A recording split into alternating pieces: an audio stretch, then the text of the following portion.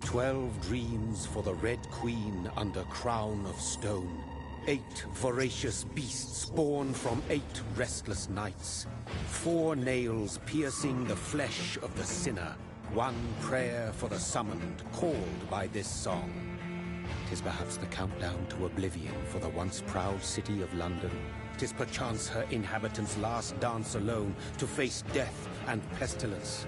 Confronted by the eerie and unknown, mortals became desperate for answers. A flock's flight makes for an omen, the falling of a star a dire presage. Turning to priests for interpretation when there was no reason to be found. When religion failed, men turned to science. I saw them build such vain cities, crafting machines made for endless war. New questions flourished as old answers withered. What is darkness but lurking sun? What is wall but enslaved stone? What is glass but tortured sand? What is song but a call to arms? What is hate but jilted love? What is life but death pending?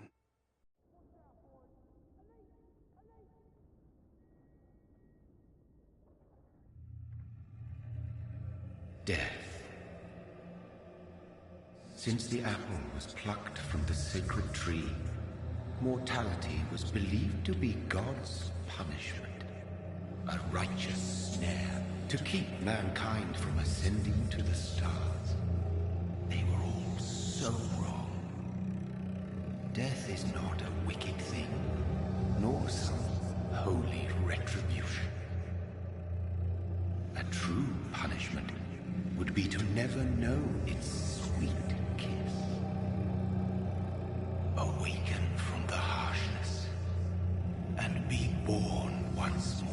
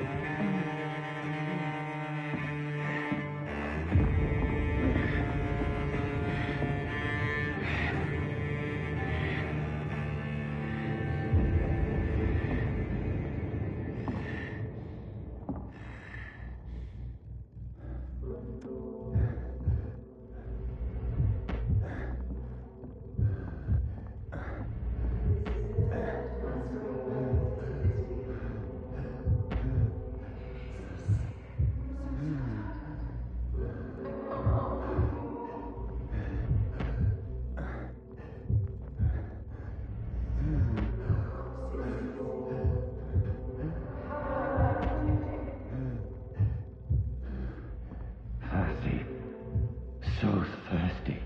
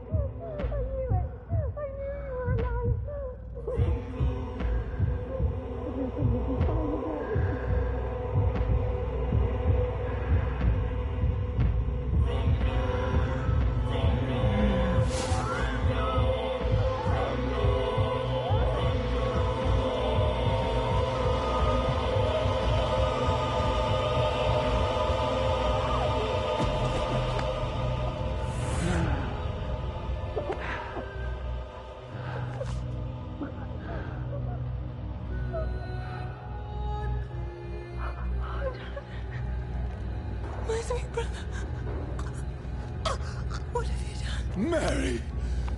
Oh, no! Mary!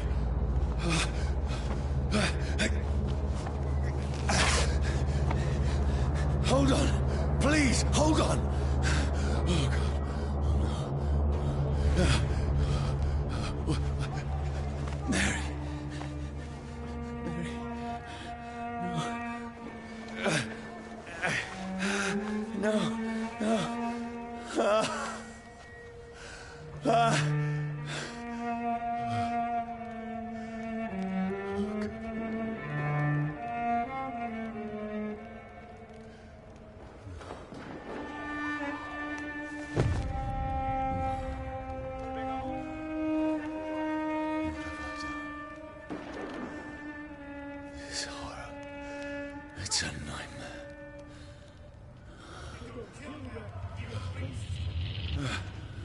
No! Please, a moment, let me explain!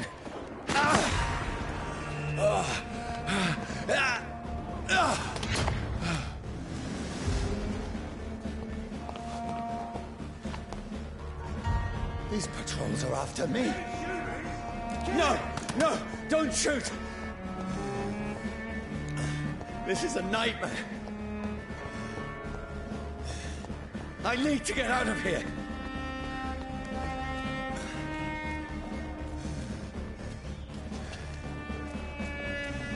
This can't be happening.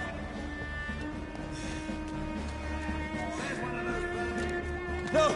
Please! Stop! I mean you no harm.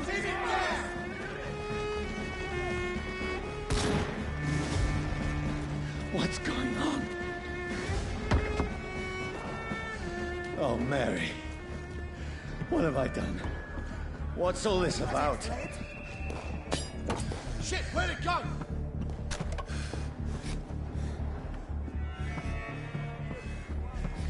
Now, I can defend myself. Kill the thing!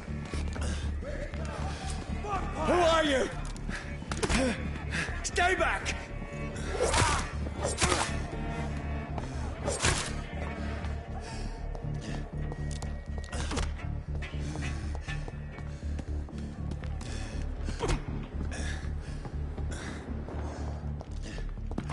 Who are you? Stupid beast! Doesn't like me.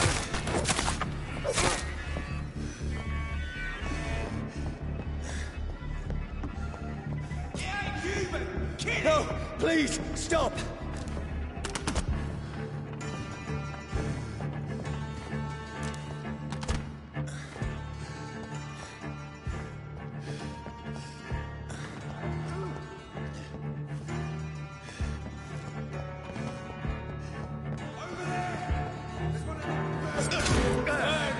That's what you do, you leech.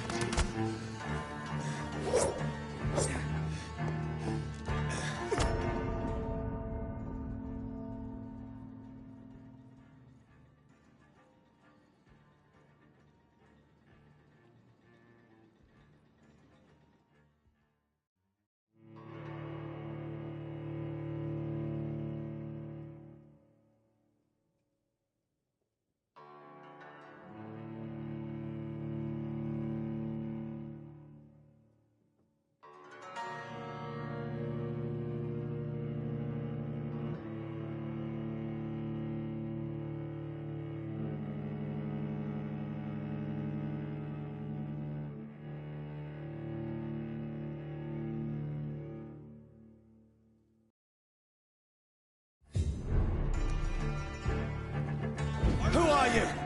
It's one of them birds.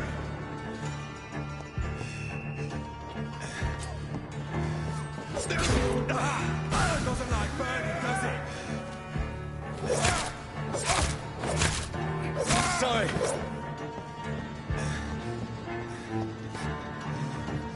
Leech spotted. Watch out, boys.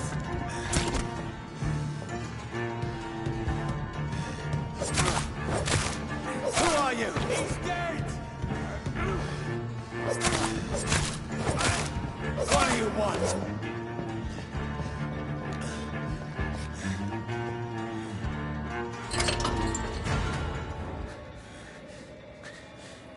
I mean you no harm. I need help. Die, you fucking leech. Please, listen to me. I can't make any sense of this. Shut up, beast. Who are you? What is this all about? What in God's name? That'll do the rest of the job. Just leave me.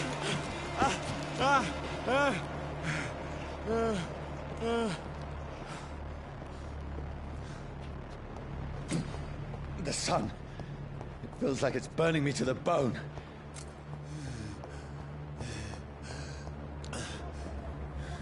I need to find somewhere to hide. Let me go!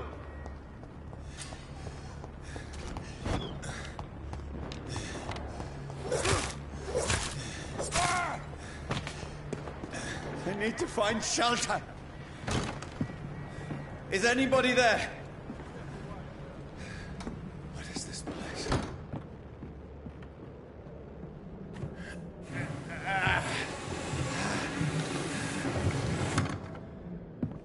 The place seems abandoned.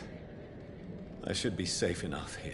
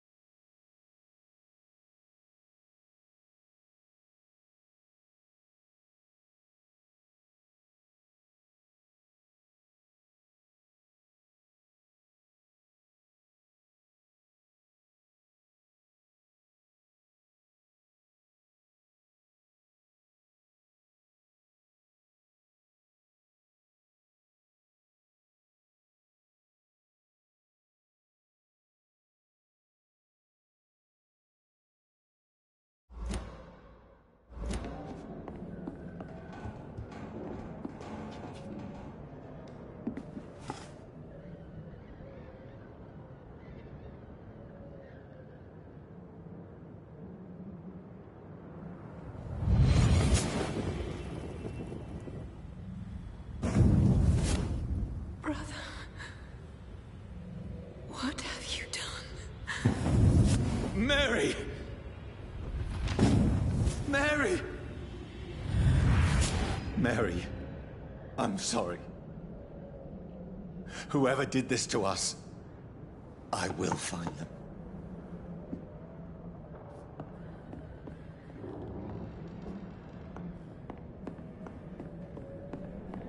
I can almost feel the sun's rays like a physical weight pressing against the wood.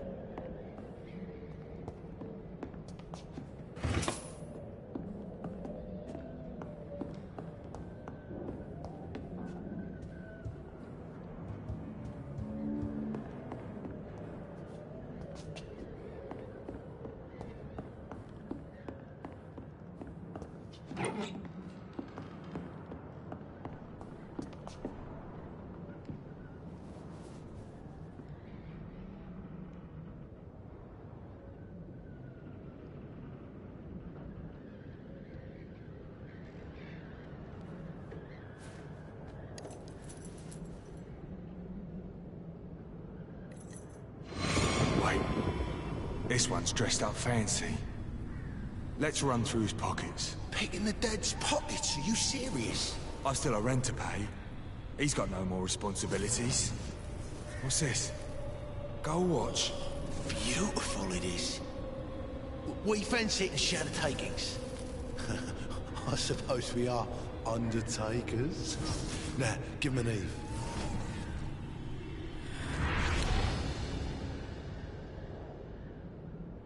That's impossible.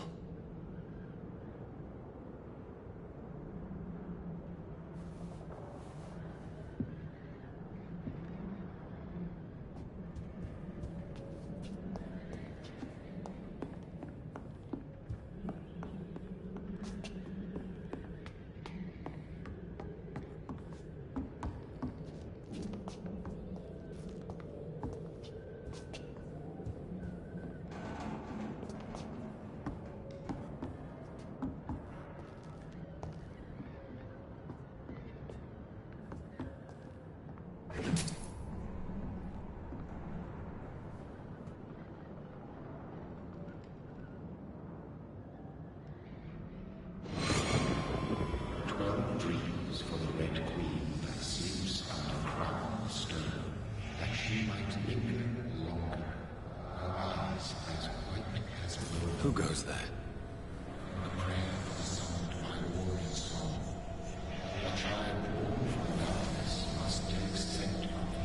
Who's there? Are you referring to me?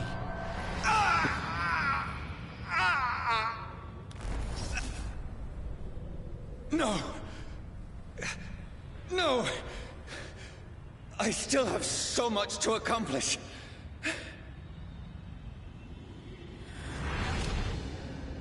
still have so much left that needs doing.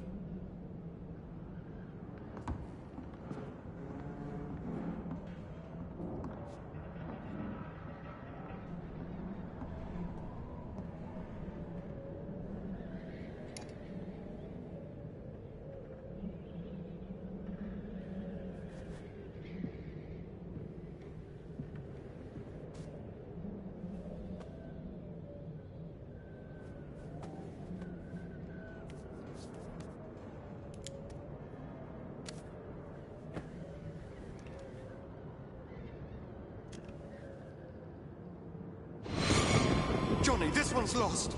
We need to leave. And now! No! There's time. I can save him. That's the enemy coming! The orders are to evacuate the hospital! Done. He'll live. And now what? We fight. Killing is a hell of a lot easier than healing.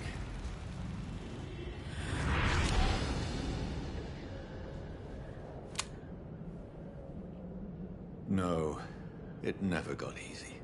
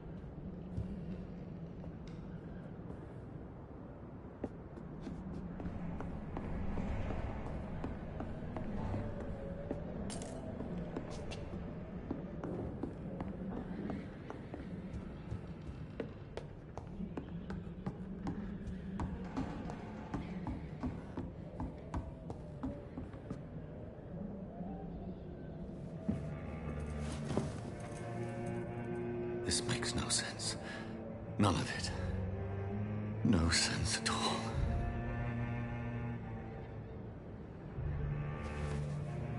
It's a nightmare. That's it.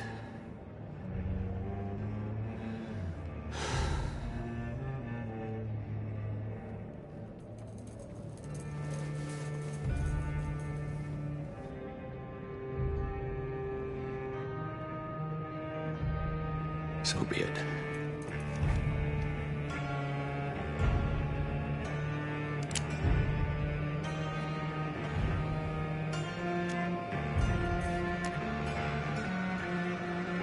Rational thinking only.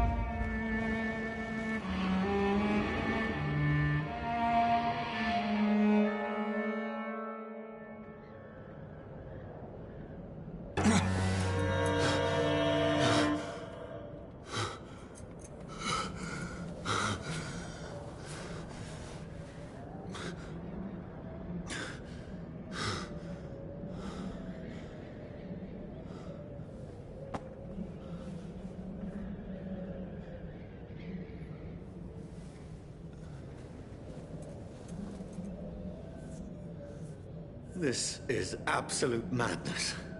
I've lost touch with the real. Madness it is, as mad as the moon, who takes blinding sunlight into a glowing reflection.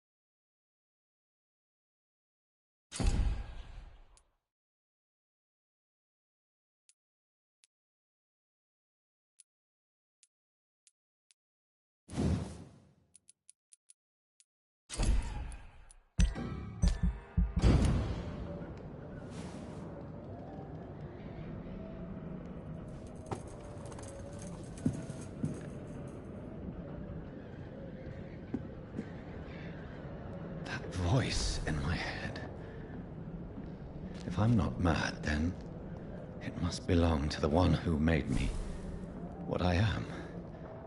I must find him to understand what I have become.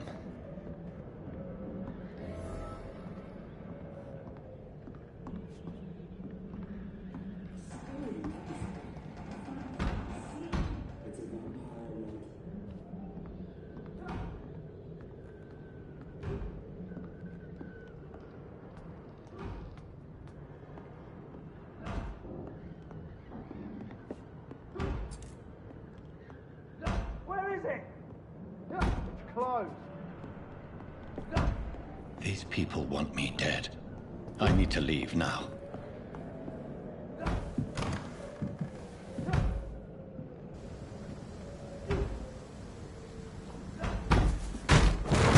Here's the leech. Here!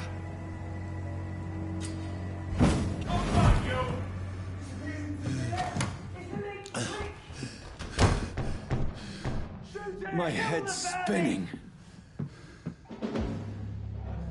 Oi! Come out, you coward! Clever fucking beasts!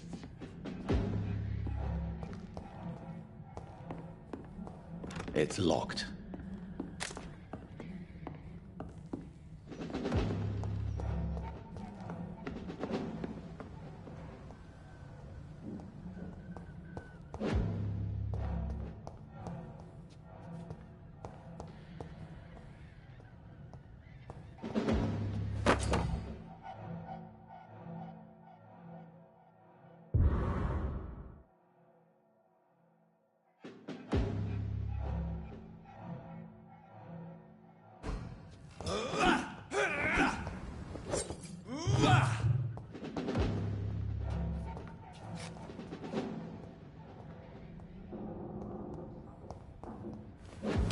I'm still in Southwark.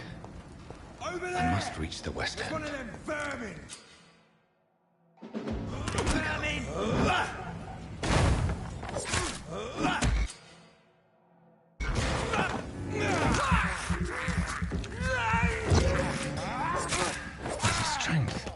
The strength I never knew I had.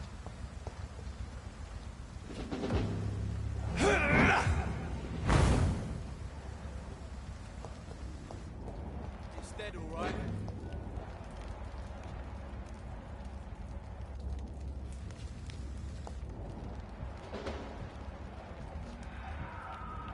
Oh, this one stinks already. Leech spot! Watch out! This shouldn't be possible.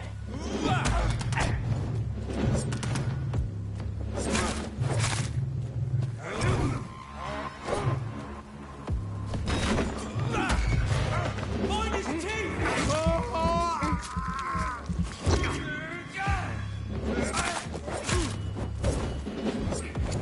Every sinew, every fiber of my being is afire.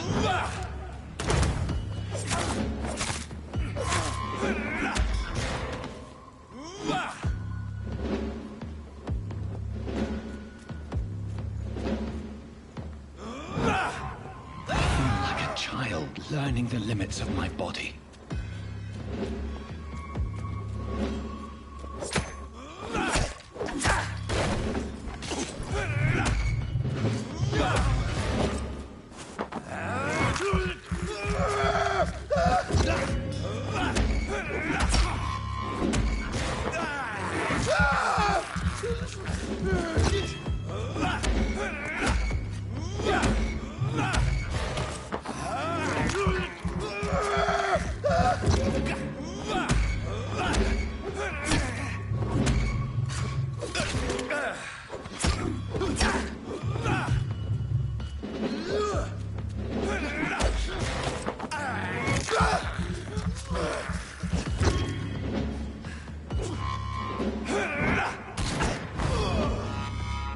My strength, my reflexes.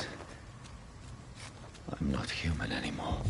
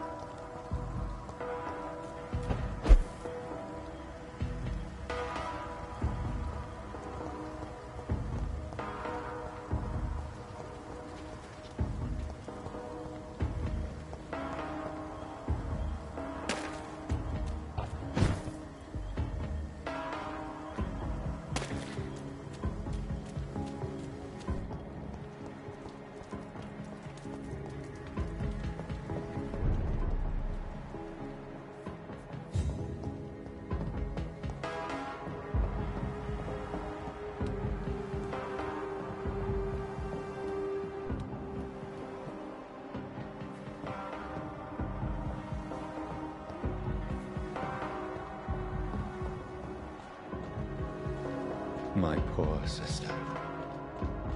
If only I had controlled my need for blood. Mary, someone will pay for what happened to you. For what happened to us.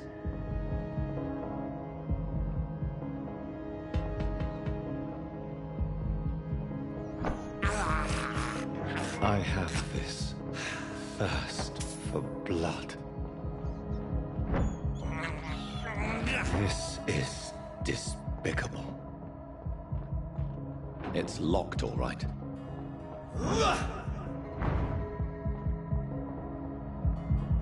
It's locked.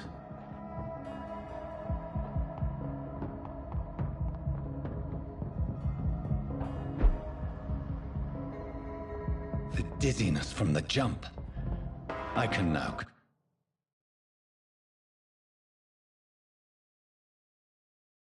control it. It's locked, all right. I cannot enter.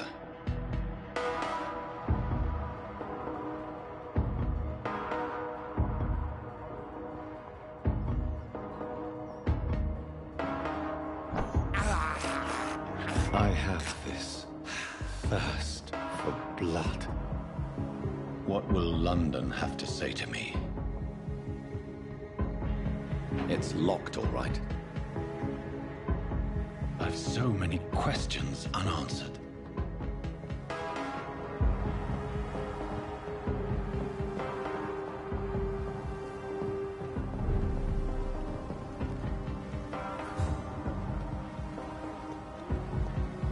Another corpse.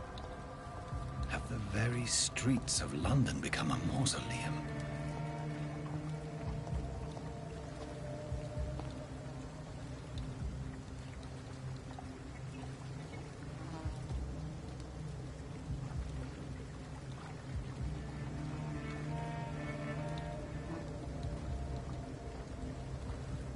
The man has been drained of all blood, but I can still smell the scent of it. I follow the scent's trail. Perhaps it will lead me to my assailant.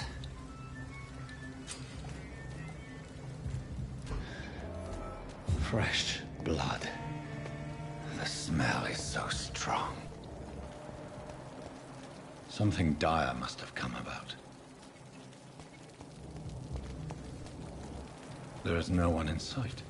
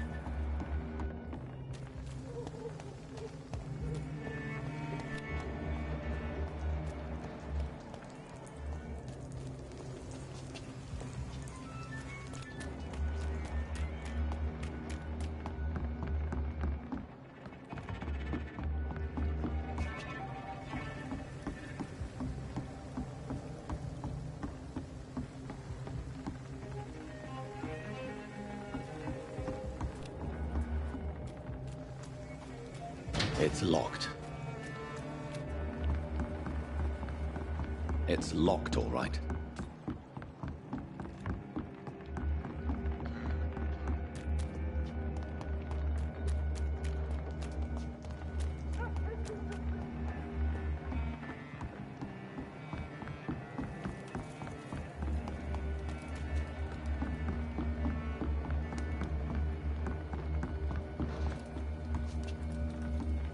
According to the blood patterns, that's where the victim was attacked.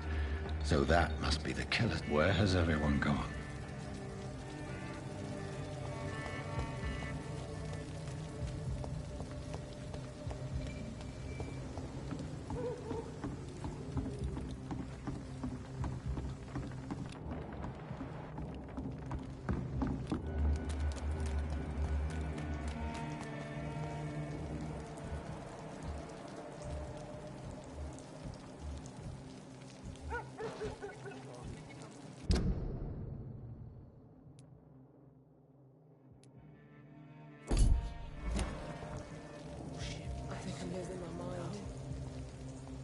At last, a little life. Welcome, sir, to the Turquoise Turtle. Oh, God, sir, you look like Jonah's whale just spat you out of hell. Can I get you a drink? No, thank you. I'm not thirsty. Well, grab a chair and get some rest. This is going to be another long night.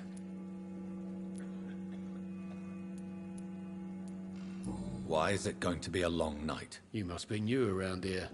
Don't you know about the murders? Tell me more about these murders. Every morning for the last few weeks, bodies have been found. And those poor sods didn't die of flu.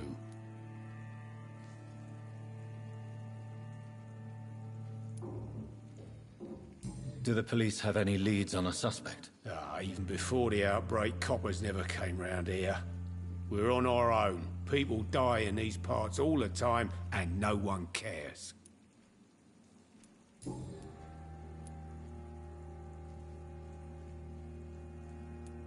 Where am I? Where is this place? You're at my bar, sir, the Turquoise Turtle. The last ray of light in this dangerous part of town. So you're open all night? Yep. Figured people might need a place to rest in these dark times. Aren't you scared? Scared of what? All the bad shit happens out on the foggy streets. And I never go outside.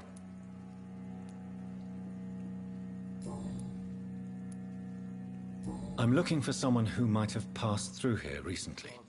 Wondered if you might help. It's been quiet tonight. The only other person I've seen went straight up to his room. Thought it was kind of rude, actually. You mean he's still here? Well, yeah. He paid for the entire week.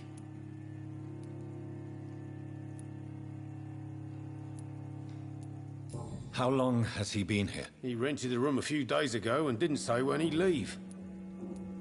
Who is this man? What does he look like? Well, like a gentleman, I guess. Well-dressed, quite polite. A professor or something fancy like that. Always writing, reading notes. I need to meet this man. I have questions. Just climb the stairs and knock on the first door. I heard him open his window, so I guess he's still awake. And, sir... Yes? No funny business, you hear me? This is a respectable establishment.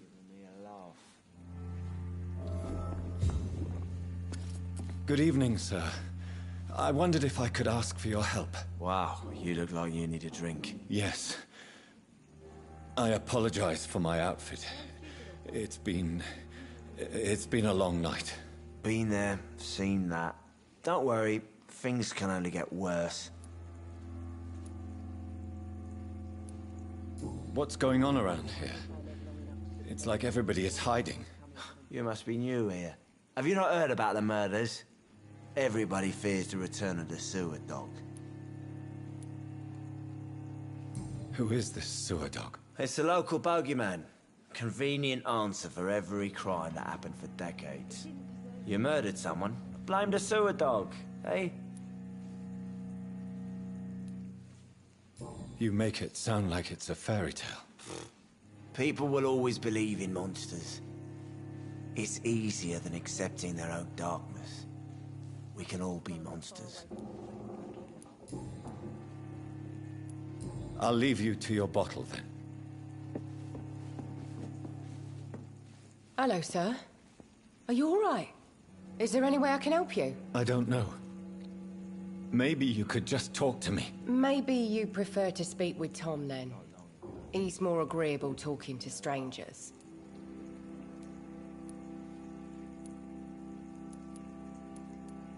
What is this place? This is Tom's bar, the Turquoise Turtle. I'm the barmaid here, Sabrina, if you want to know. Are you always open this late at night? No, it's only since the epidemic started. Tom thought that people may need a safe place to stay. You don't seem to have much business. Where is everybody? Well, most people are sleeping right now. And those that are awake tend to avoid going out. What with the murders and all.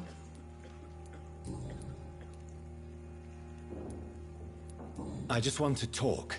I didn't mean to scare you. I'm not afraid, sir. It's just I've other customers to take care of. I only see one customer. Oh. Well, yeah, of course. I mean, I best check on them. What's going on around here? Where is everyone? Too many dead, sir. First the epidemic, and now all these terrible murders. The murders? What can you say about them? Bodies found in the streets every morning. Drained of blood. It's just horrible. Some say the sewer dog is back. The sewer dog? What's that? No one knows. People have always disappeared around these parts. The ancients say it's the sewer dog coming out to feed. But now he's killing in the streets. What have you heard about the epidemic? There's a Spanish flu. Yeah. Killed so many last summer. Thought we'd seen the last of it. Dozens dying every week. Are the authorities doing anything? Nothing. There are so many quarantine zones in London now. It's gotten really hard to travel across town. I'll leave then. Thank you.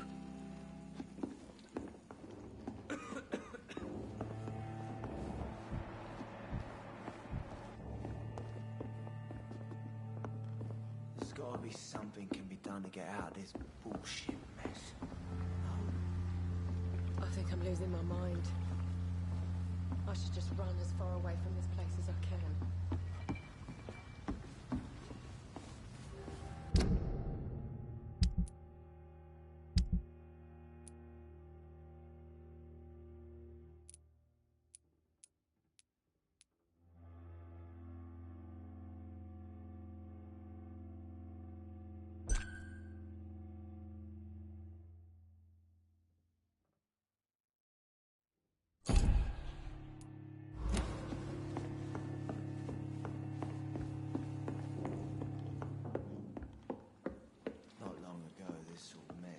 This is no place for you. Prewen has several patrols roaming the area. They do not pursue me. But they're looking for vampires, and they're most efficient. They'll not relent until the killer has been identified. I have a common objective, but I require... I think someone is eavesdropping. Are you certain? You might as well come in, whoever you are.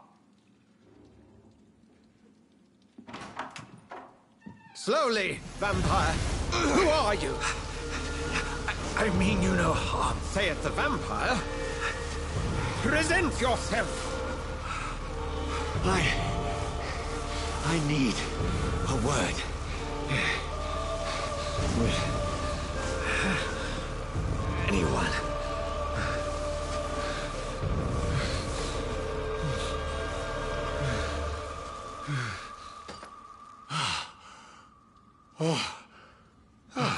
Well, that's something I can do for you.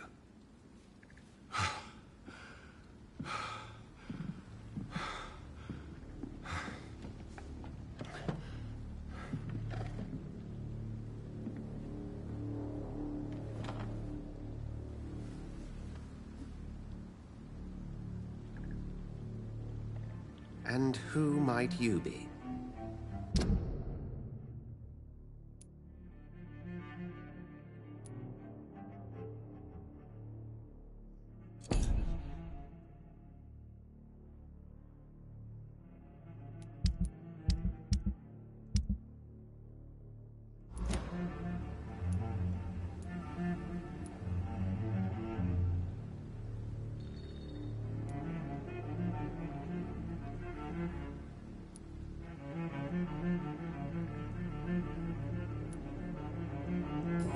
sure that I know anymore.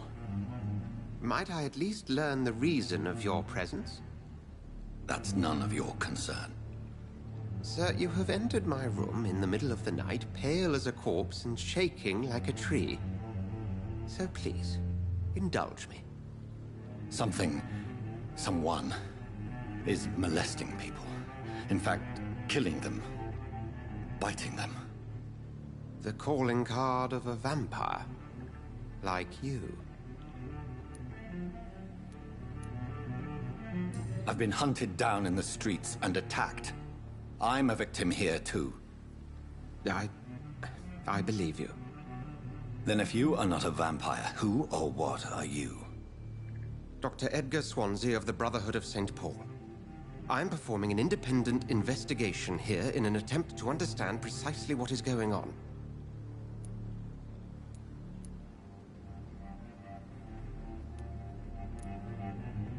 What have you uncovered concerning the murders? It started a few nights ago. Rumors of violent murders. The docks have always been, shall we say, somewhat unsavory. But this is different. How different? A vampire is at work here. Famished. Reckless. It must be brought to ground, and quickly. I heard another voice, that of a woman. Who were you talking to? Ridiculous. I've no idea what you're talking about. Something tells me not to trust you. Then the feeling is mutual.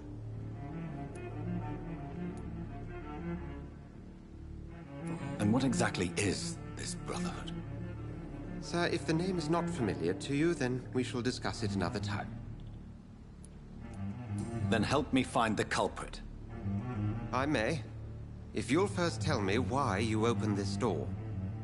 I followed a trail. The scent of blood from a recent victim. It led me here. You thought I was your aggressor. That explains a great deal. We are both chasing the same shadow.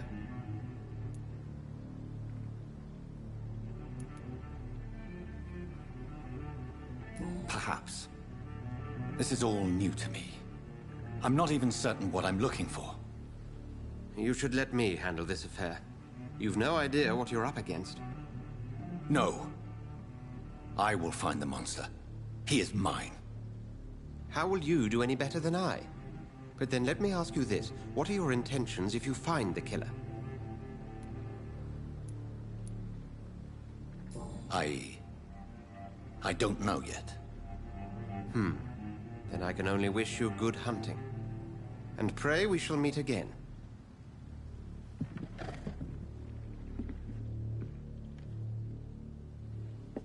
I'm certain we shall meet again.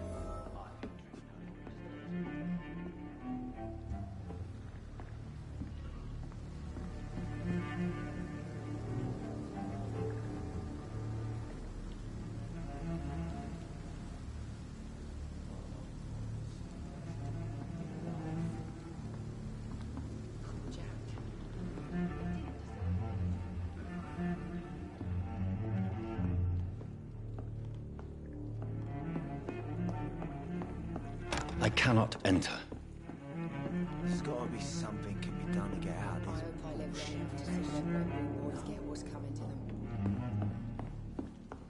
If Swansea is not my attacker, it means somebody else came here tonight. Someone must know something.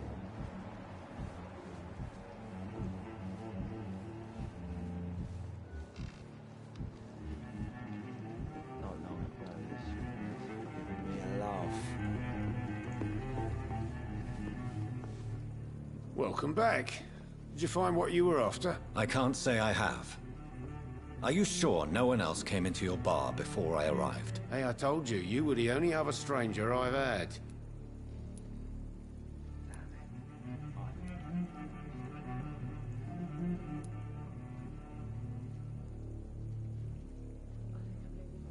Goodbye, Mr. Watts.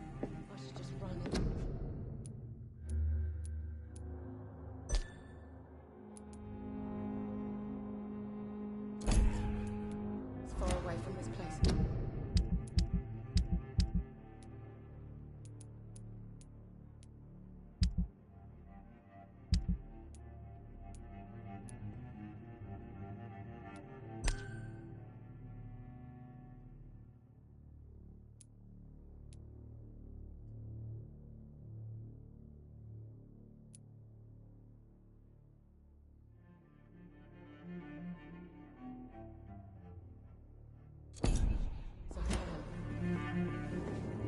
You again. What can I do for you? I think you're hiding something from me. I hide many things from many people, sir. That's what my job's about. Goodbye, Mr. Watts. Hello, sir. May I disturb you again? And you're still ugly as sin. Has anybody entered the bar recently? Can't say. Sorry. I spent the night making love to that gorgeous bottle, see? This is important, sir.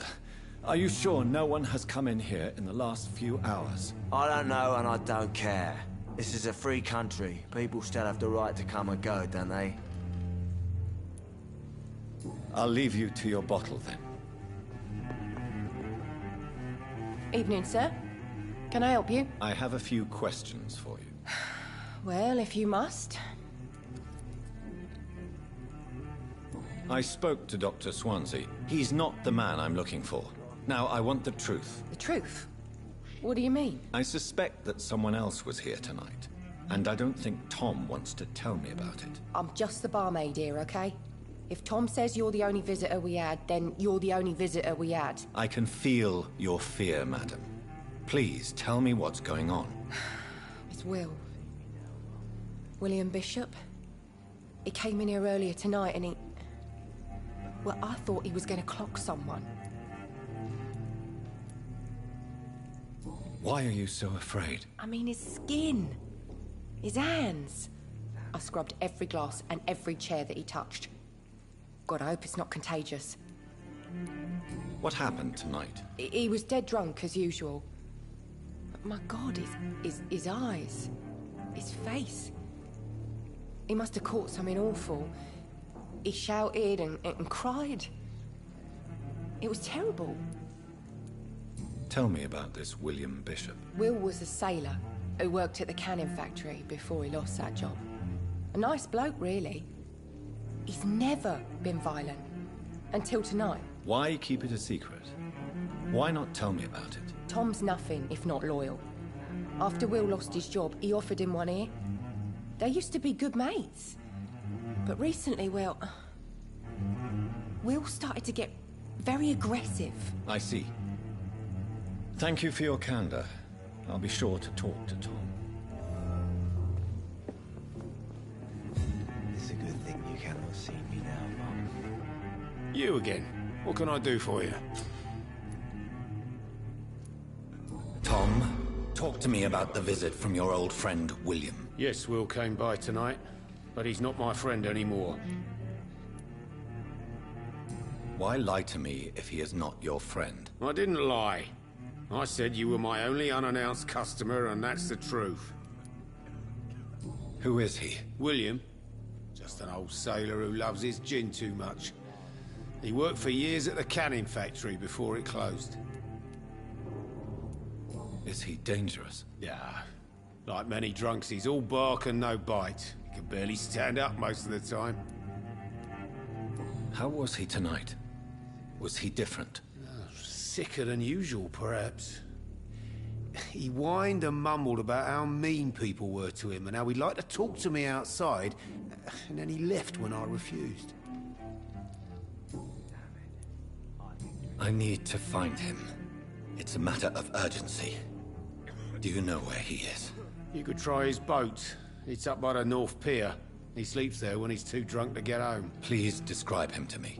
What'd you expect? He's a tall, sick bastard with a bad rash and torn old clothes. William used to be strong. Now he's a mess. Thank you, Tom. If you see him, tell him I don't want him back here unless he cleans up his act, okay?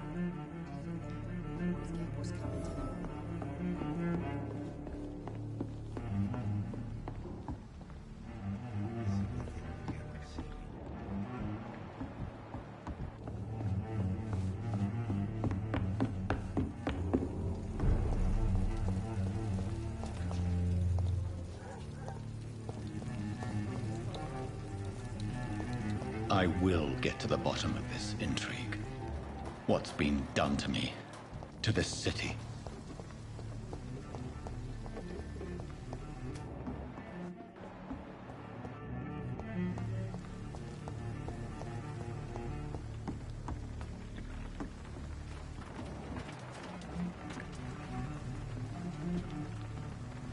The body is still warm. This man has just been drained of blood.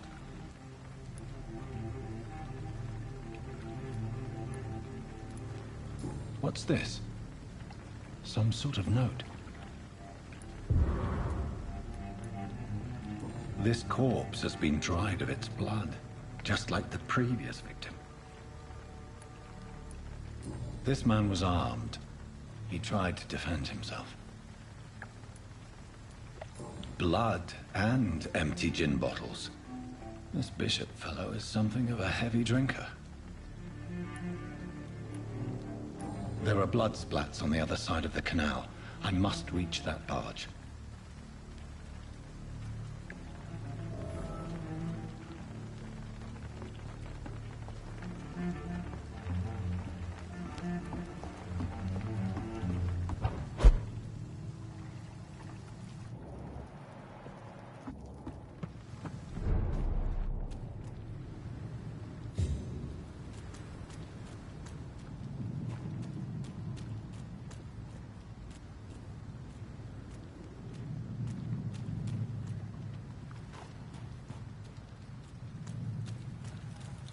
It's locked.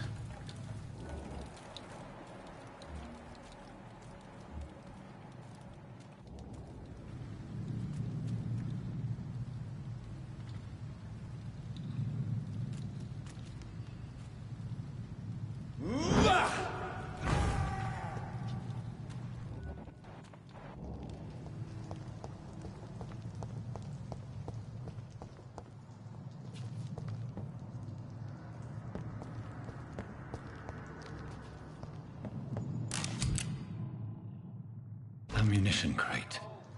Good. I may need a lot of bullets. I feel like I'm back on the front line again.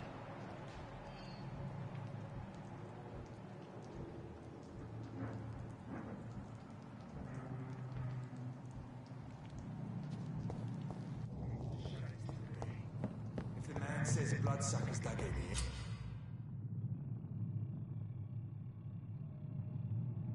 you've got one.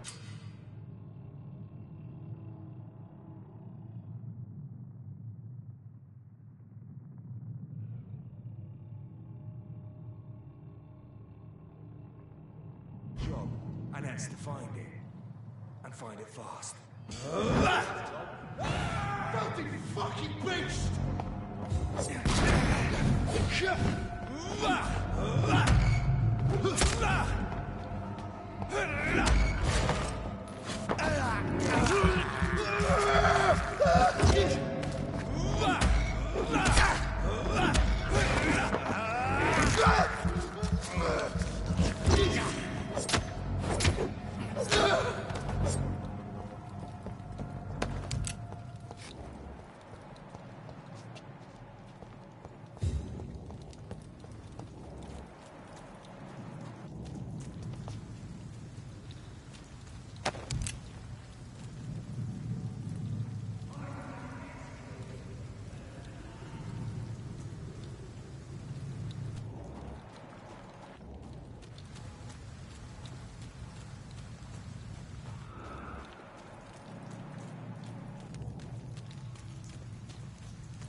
That's this nest of them cleaned out.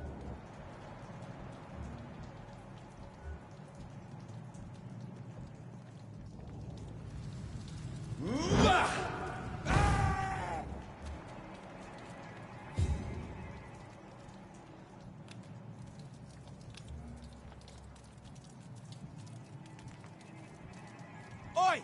You listening? Over there! It ain't Shit!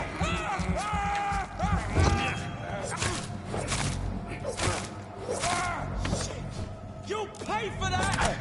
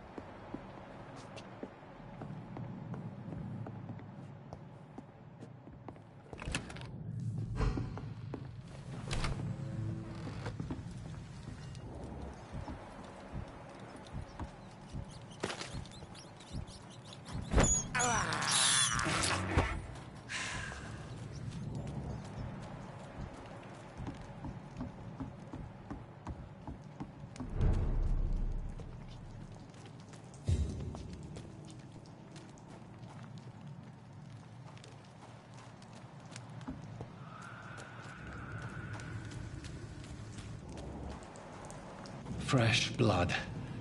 The whole building reeks of it. The scent is so strong it makes me dizzy.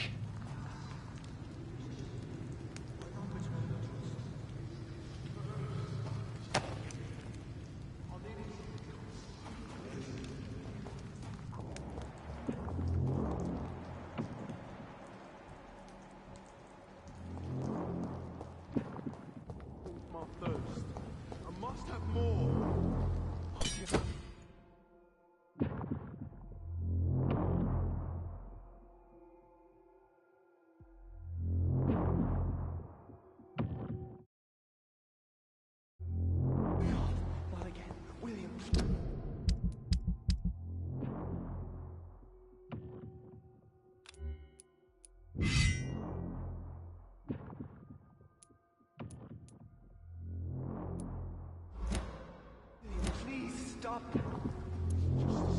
I promise. You're my dearest friend. You're my last and dearest friend. William, This place reeks of bloodshed. Will, please, let go of me.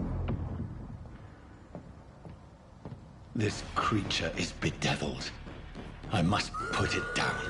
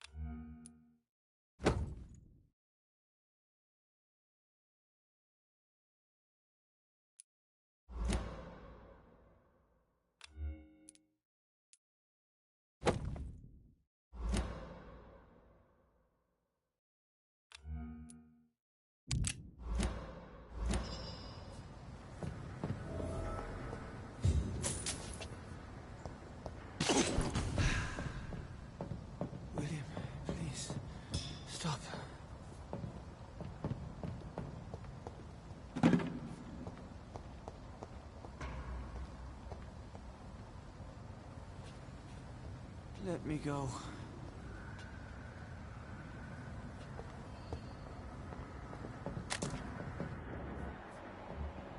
It's not too late. William was an honorable man. I could have saved him. Mr. Hampton, are you in there? I knew him well, another lost soul, a kindred spirit. Sir, listen to the sound of my voice. I'm a doctor. You're suffering from shock.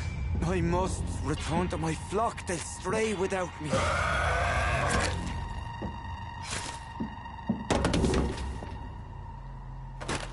Remember, certain skulls are every bit as resistant as we are. Who are you? What do you mean by Skal? You truly are a newborn. I should have realized. Wait. You are the woman from the bar. Are you... like me? Can you help me? I believe, sir, I already have.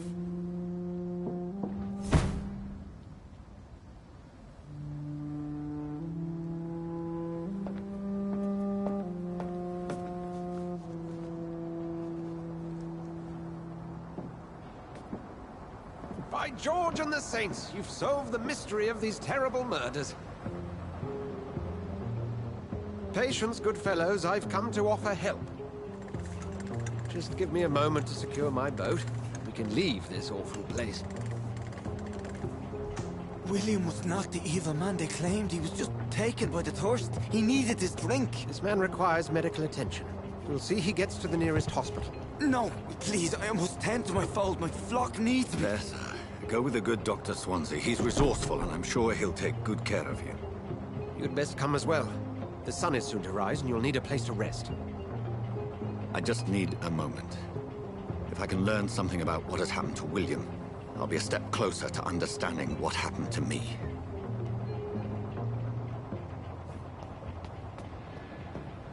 This poor creature can't be my maker. Could it be some subspecies of vampire? I must find a place to analyze the blood.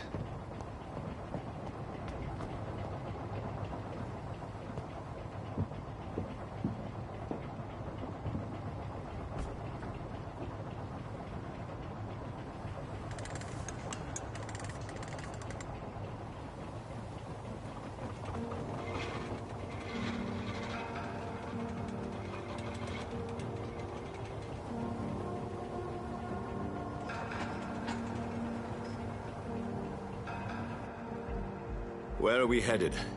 We're on our way to the Pembroke Hospital. It's just across the canal.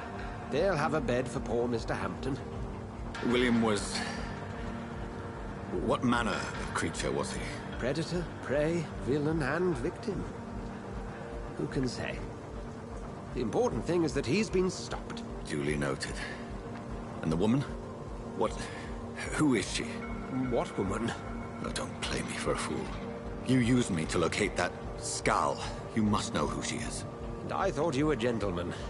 You shouldn't talk about a lady behind her back, but I will tell you she values her privacy. Were London as peaceful as she appears from the middle of the canal? If only that were the reality of the situation. To be honest, I've always tried to avoid this part of town. Pembroke Hospital is the last bastion between the rest of London and the epidemic. The flu has decimated the East End and the war still rages. Welcome to the front lines of a plague. This is where you work, Dr. Swansea? I am the administrator of Pembroke Hospital. I thought you were here in service of your mysterious order, the Brotherhood of... Of St. Paul's Stole, yes. But first and foremost, I'm a man of science. A physician, like yourself, Dr. Reed. How do you know who I am? No need for modesty. You are Dr. Jonathan Reed. A surgeon of some caliber and renown, if I'm not mistaken. You are correct, sir. I knew it! I had my suspicions. But when you took the blood sample from the corpse of poor William, I was certain.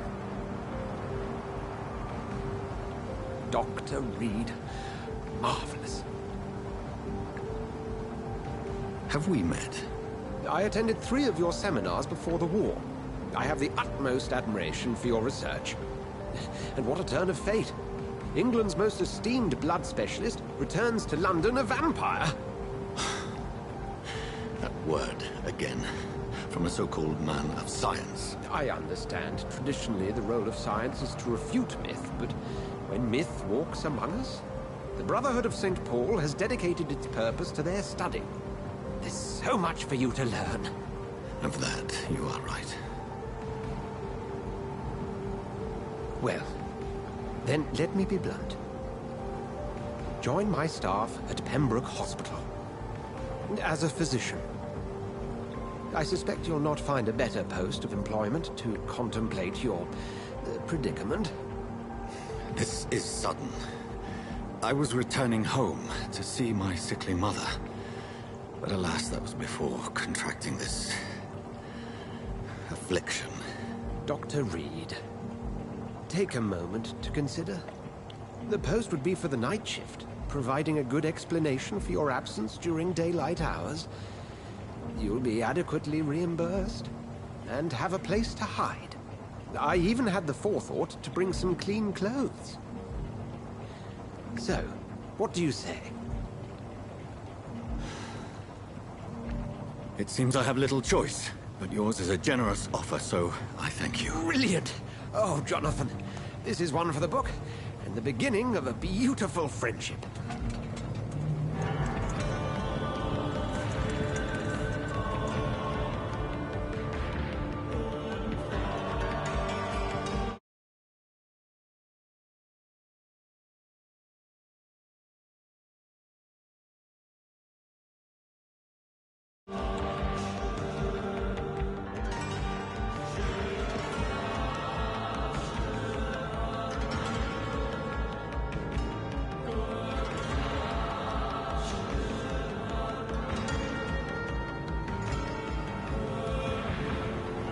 Dr. Swansea, thank goodness. I was beginning to be concerned.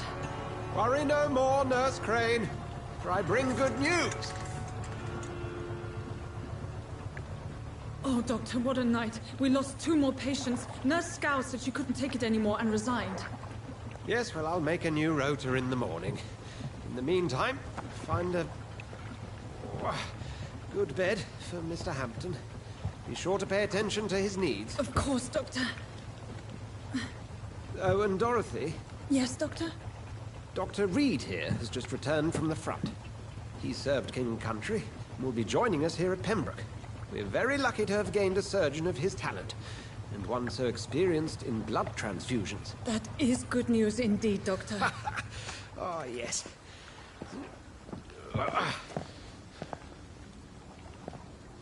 Here at Pembroke, it's not what we have, but what we haven't. It's only thanks to Nurse Crane and the staff that our ship doesn't sink. If you have any questions, just ask her. Duly noted. Thank you. Your assistance is required, Dr. Swansea, immediately. Welcome aboard, Jonathan. We'll catch up after my rounds. Coming, Nurse Crane. I'm coming.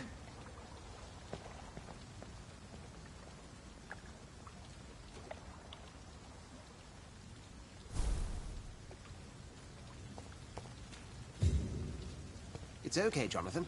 I'll see you later.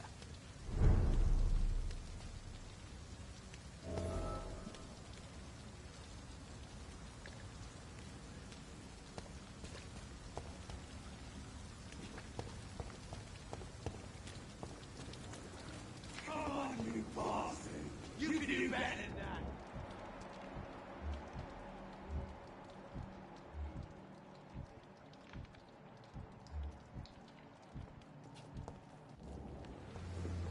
Nah, it's my turn!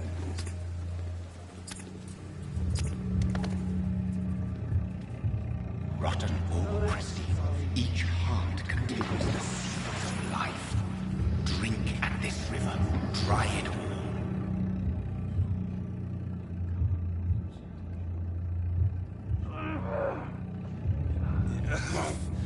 Oh, come on, you bastard!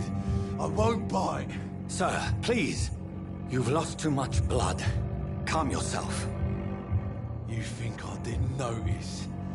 Stop your staring and get me to an hospital, you arse! Insulting a good Samaritan. Not exactly the way to get rescued.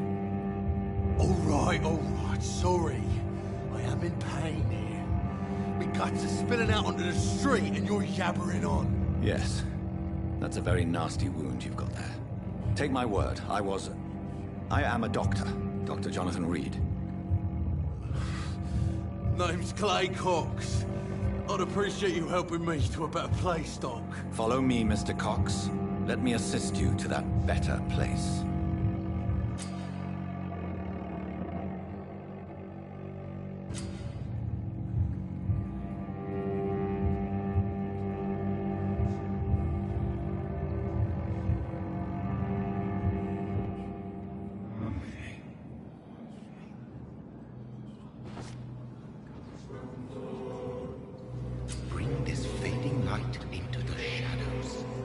dance with him the dance of life and death.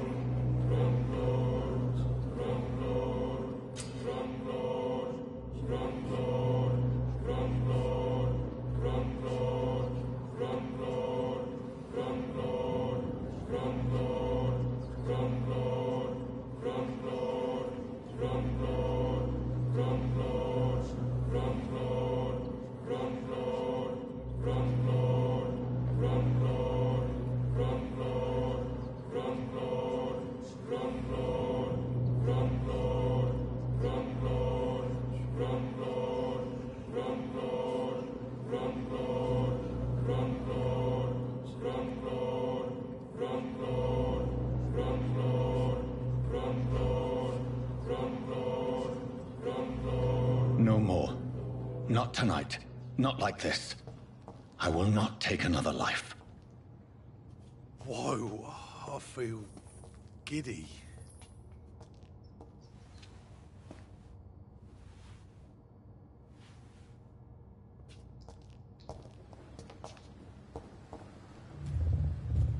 It is wise for the huntsman to sometimes let his prey go, but no famished hunter can run for long.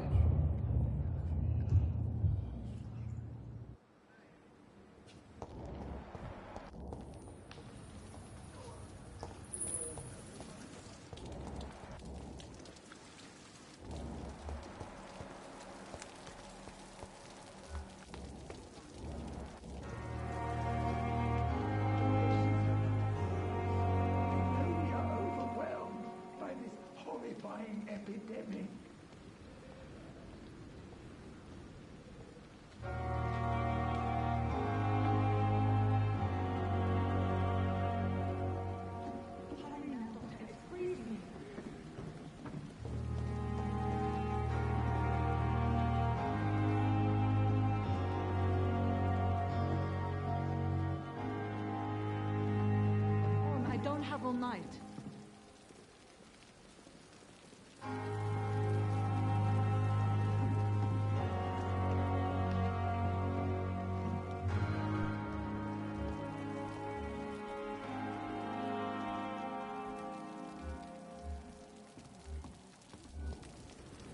Doctor, where have you been? I've little time to play hide and seek with new staff members, no matter how illustrious they may be. I found a wounded man by the docks. He answers to the name of Clay Cox. He requires urgent medical attention. Already making the rounds? That's the Pembroke spirit. I'll ask our porter, Milton, to bring him back immediately. Thank you, nurse. What can I do for you? Dr. Swansea insisted we provide you a quiet office. You'll find it on the second floor with your name on the door. Thank you. Nurse Crane, isn't it? Yes, Dorothy Crane. Welcome to Pembroke Hospital, Dr. Reed. Your office has been prepared. I would like to ask a few questions first. And Mr. Hampton, the patient we brought in, how does he fare? I gave him a sedative to help him sleep. Poor thing was in quite a state of shock.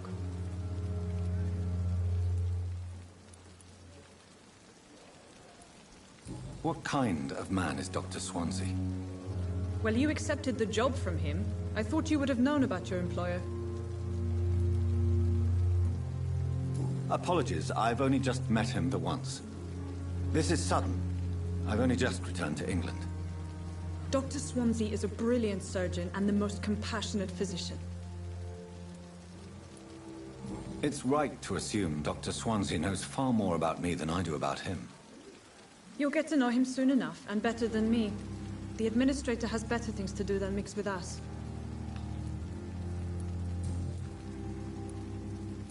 If you could point me in the direction of my room again, nurse. Second floor of the hospital, left after the stairs. It's the last vacant office at the end of the corridor. Thank you, Nurse Crane.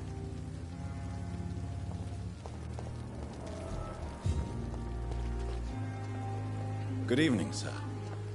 I'm Dr. Jonathan Reed. I'm new here. I've already heard about you, Dr. Reed. I'm Milton Hooks, the ambulance driver for this shithole of a hospital. That's quite a blunt introduction, Mr. Hooks. You can call me Milton. I like to speak my mind, Dr. Reed. Perk of the job. Don't judge me, and I won't judge you. I'm not sure I understand what you're talking about. Well, I'm no doctor, but I'm pretty sure a gun can't be used as a surgical instrument. You have a keen eye. I learned to shoot during the war, and have carried one ever since. Old habits die hard. No need to explain, Dr. Reed. And if you ever need a better gun, remember, I may have something for you.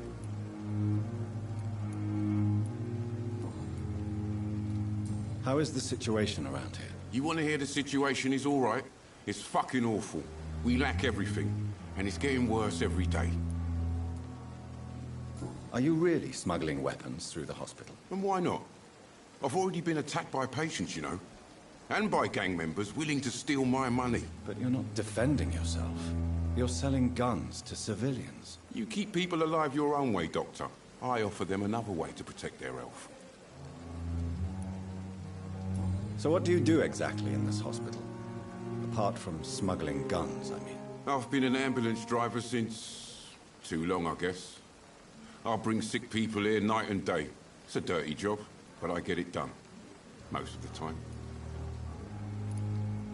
Since you're on the front line, how is the sanitary situation in this vicinity? It's a complete disaster. It's even getting dangerous to enter some streets or buildings. Even the locals attack you. It sounds like things have been a bit rough recently. What's happened? Yesterday I got attacked by the patient I was bringing in. I escaped through the hospital's garden, but I lost my wallet when I was running. You left an infected patient outside the hospital? That's incredibly dangerous. Go there yourself if you want, but be careful, Doctor. I'd rather not bring your dead body back.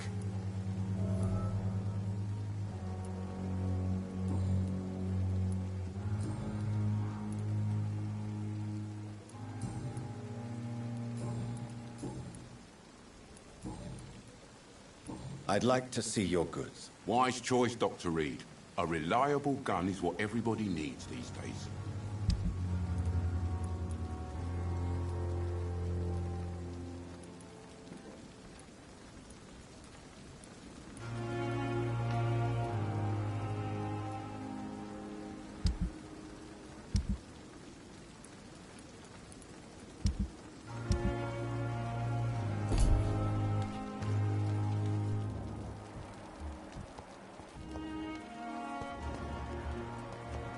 Perhaps I should have considered the offer from that Cabinet fellow. We are.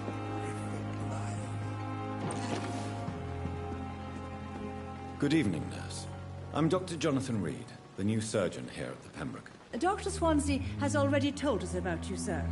I'm Nurse Gwyneth Brannigan. Welcome to the Pembroke Hospital. Did he really? It's a good thing I wasn't hoping to keep a low profile. All members of staff have already read about your new blood transfusion technique. Dr. Swansea made sure of that.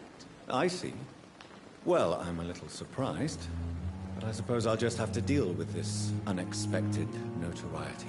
You must know, blood transfusions are Dr. Swansea's primary subject of research. He is convinced it is the future.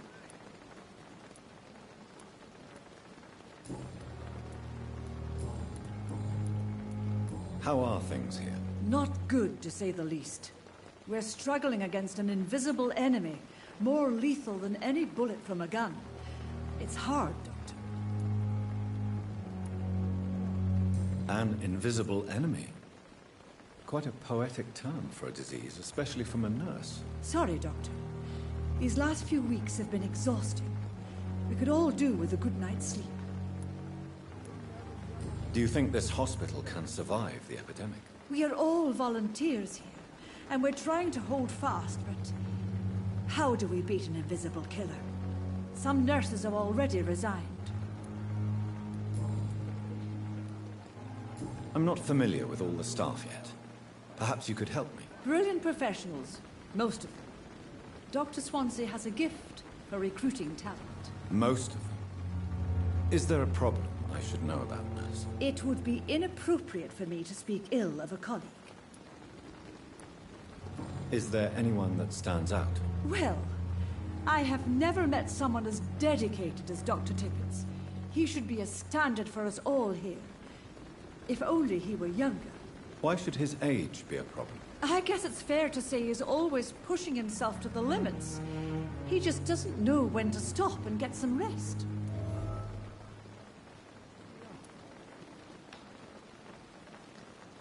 Nurse Brannigan, if you do know something, please tell me.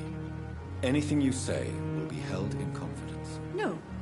I may disagree with some conduct, but in the end, everybody is doing their best.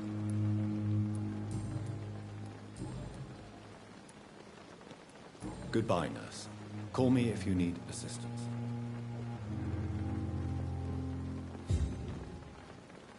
Good evening, sir. So it is true. The famous Dr. Reed has joined us. I can't think of any better news during these terrible times. Do we know each other? Actually, yes. We met once before, at the Rockefeller University in New York. Dr. Tippett, yes, I remember. I was assisting Professor Carell in his research about coronary bypasses. He had nothing but praise for you. He was also very confident about your future. And look at you now. Eminent surgeon and blood transfusion specialist. What is the Pembroke Hospital situation? And please, speak freely. This hospital is not exactly the best of London. I'm sure you are used to working in a better environment.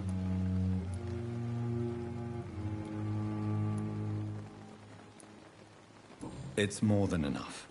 In any case, the personnel of a hospital are much more important to me than the building.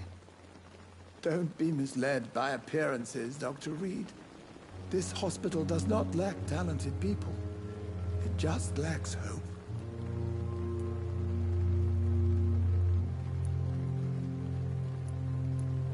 What can you tell me about the staff in the hospital? Some are really good, and others are not so good. But during this troubled period, there is no time for slander. I prefer to focus on the positive character traits. Tell me more about cherished people, then. Nurse Brannigan is a pearl. She is the most helpful and dedicated nurse I've ever worked with. A clever and cheerful woman. You really seem to admire her skills. I'll go even further.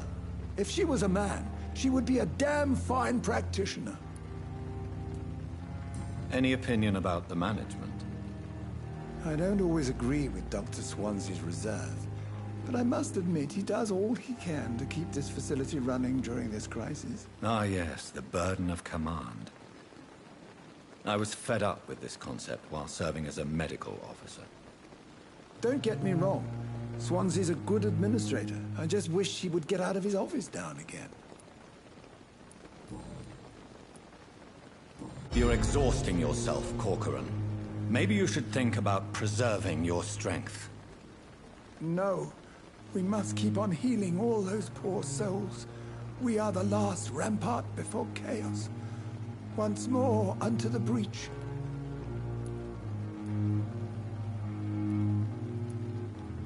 Nurse Brannigan is worried about you, Doctor.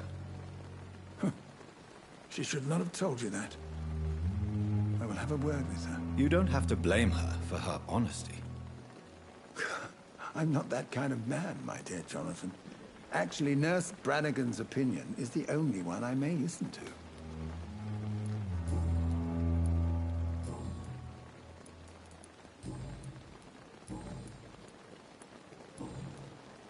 Goodbye, Dr. Tippett.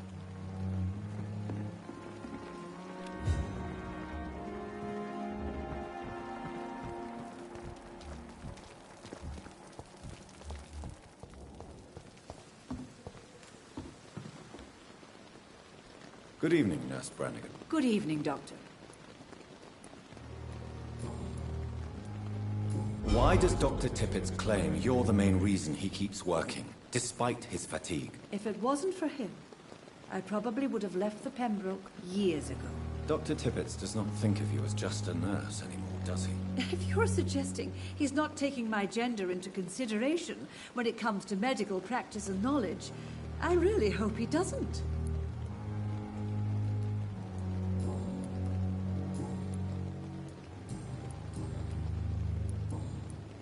Goodbye, nurse. Call me if you need assistance.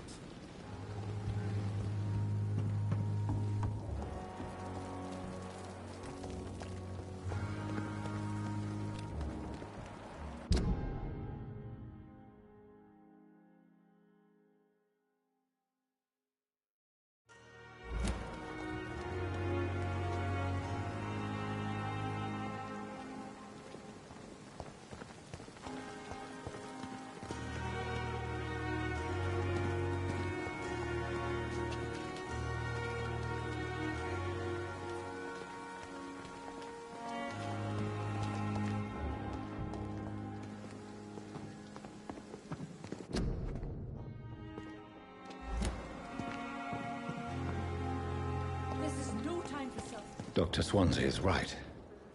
This place seems perfect to conduct my research.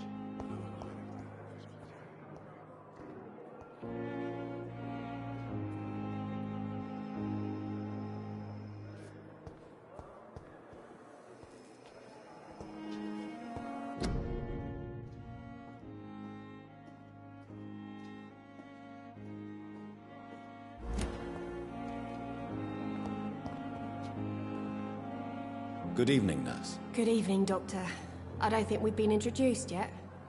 My name is Pippa Hawkins. And I'm Dr. Jonathan Reed. Dr. Swansea has recently offered me a position in this hospital.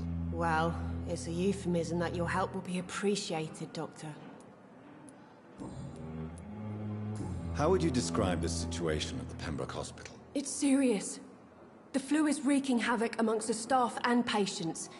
We are running out of everything. Nurse Hawkins, the Spanish flu won't last forever. Even the Black Plague didn't kill everyone. I wish I could believe you. But what if this epidemic was worse? What if in the end, nobody was spared? You must get a hold of yourself, nurse. Sorry, I'm exhausted. No one has any idea when this epidemic will be over. How long have you been a nurse? Well, long enough to see that the epidemic is winning. And no matter how qualified you are, don't tell me you'll change that.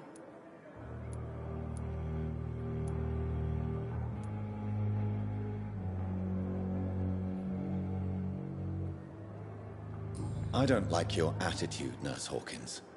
Pessimism can be as lethal as the epidemic in times like these. Sorry, Doctor. I don't want to sound bitter, but I'm just too tired to give a pep talk like Nurse Brannigan. How is the Pembroke staff coping with the epidemic? Well, not well. Milton, the ambulance driver, is even more grumpy than usual, especially concerning doctors. Why does Milton dislike doctors? I don't know. Just ask him. But be warned, Milton is not the chatty type.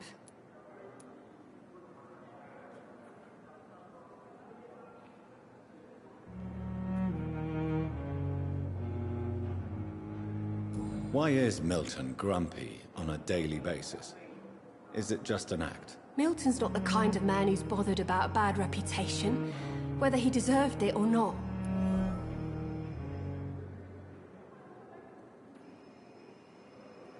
Do you need medical help yourself, nurse? I'm fine, really. I just need to sleep.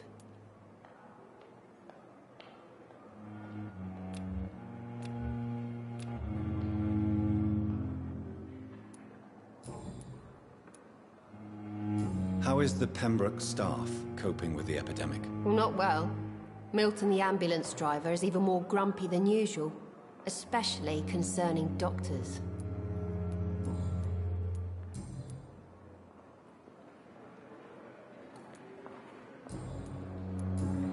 Goodbye, Nurse Hawkins.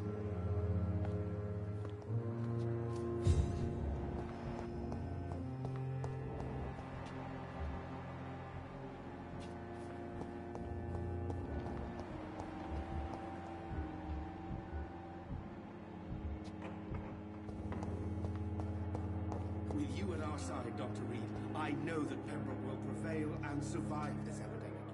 Good evening, sir. I'm Dr. Reed.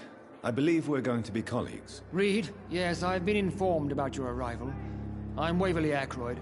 Welcome aboard, I suppose. Does my arrival inconvenience you in some way, Dr. Ackroyd? Let us just say that I don't particularly share Dr. Swansea's enthusiasm for hiring you. What we need here are reliable professionals, not overrated dabblers. Do you need my assistance? Not at all. I'm sure that you are used to gaining people's trust with your impressive skills. Well, it will not be the case with me.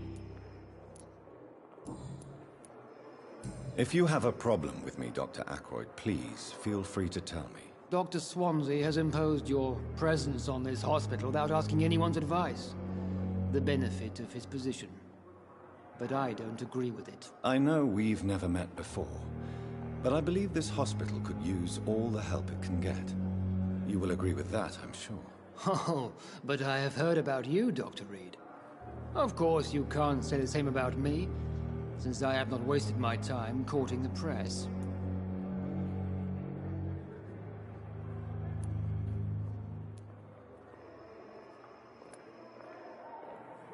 There is no need for such animosity between us. Don't you think the epidemic is already enough to deal with? That is one point we could agree on. And that is precisely why I want to be sure that you will be of help to this hospital, instead of a burden. Since your tenure in this hospital is longer than mine, perhaps you can tell me more about this place. Let's just say I'm tired of the carelessness around me. I have always respected the skills of Dr. Swansea, but over time his enthusiasm has become displaced. Carelessness? Exactly what are you talking about? We're here to save lives. The people who trust us are not volunteering for experimentation. They're here to be healed. I don't intend to run any radical experiments, Doctor. Even if I, as any good practitioner should, express an interest in pushing the boundaries of medical research. Modern medical methods were created through audacity and ego. But there are rules in our line of work, and they're here to protect our patients.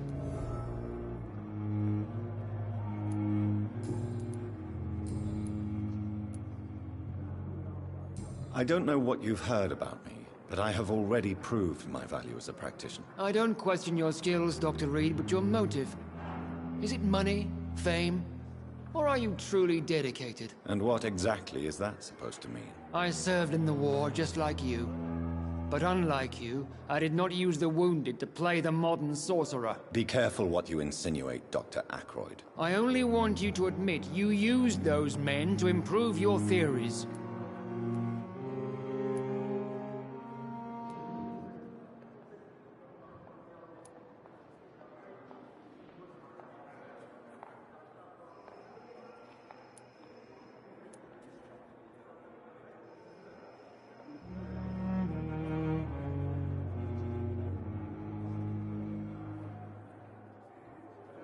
This is ridiculous.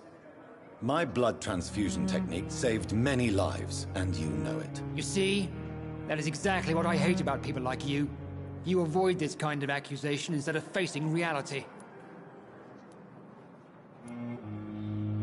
I don't know what you've heard about me, but I have already proved my value as a practitioner. I don't question your skills, Dr. Reed, but your motive. Is it money, fame, or are you truly dedicated? And what exactly is that supposed to mean? I served in the war just like you. But unlike you, I did not use the wounded to play the modern sorcerer. Be careful what you insinuate, Dr. Ackroyd. I only want you to admit you used those men to improve your theories. This is ridiculous. My blood transfusion technique saved many lives, and you know it. You see? That is exactly what I hate about people like you. You avoid this kind of accusation instead of facing reality. It seems you have bad memories of your military service. I refuse to see this industrial slaughter as scientific progress. War only reveals the worst in men. We can at least agree on something, Dr. Ackroyd. Thank you for your time. We'll talk later.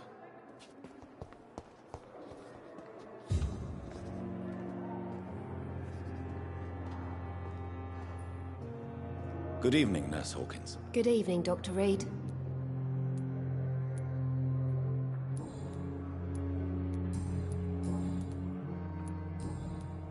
Goodbye, Nurse Hawkins.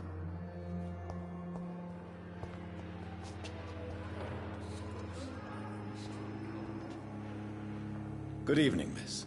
I'm Dr. Reed, the new surgeon at the Pembroke Hospital. And who are you? Your name has no meaning to me, mortal. You're nothing but dust blown by the winds of eternity. I beg your pardon? What are you begging for, mortal? My clemency? Well, tonight maybe I'm inclined to mercy. You'll never forget the night you met Thelma Howcroft. You keep calling me mortal. Why is that? And if I'm mortal, what are you? Well, Dr. Reed, if you must know, I'm a vampire. Do you require my services, Miss Howcroft? I have no need for your medicine, Dr. Reed. Blood is the only drug I need.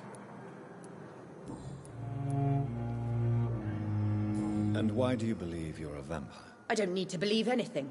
It is what I am. It is what I feel within this hollow shell of flesh. Please, describe to me how you feel. What is it like to be a vampire? I can hear my body crumble from the inside as my flesh cracks and fades. I sense the last pulse of postulant blood within my drying veins. I need new blood. I see. Have you ever heard of Cotard syndrome, Miss Howcroft? Never. It's a mental illness discovered by a French neurologist named Jules Cotard. The affected patients are delusional. They believe that they are putrefying, that they are dead, a ghost or a ghoul. Or in your case, a vampire. Delusional, you say? Oh, sad and petty mortal. You can't even begin to understand the concept of immortality. And you think it is I who am delusional. I'm assuming you must be a patient here. Am I right, Miss Howcroft? It's only a cover. To hide from my enemies. I can leave whenever I want. As a woman, a spirit, fog, or bat. Who are these enemies you mentioned? Can you describe them? I cannot say for sure. But I sense their eyes on me from nearby. I feel them watching me every time I visit the garden near the morgue. The staff here are not your enemy. They're here to help you, to care for you. I'm not speaking of the doctors in white. I'm speaking of the men and women who hunt me. For I am a vampire. I see. Don't worry. These people will not find you here. I'll personally make sure they leave you alone. Thank you, mortal. But do not interfere with them, for you are no match for those that hunt me.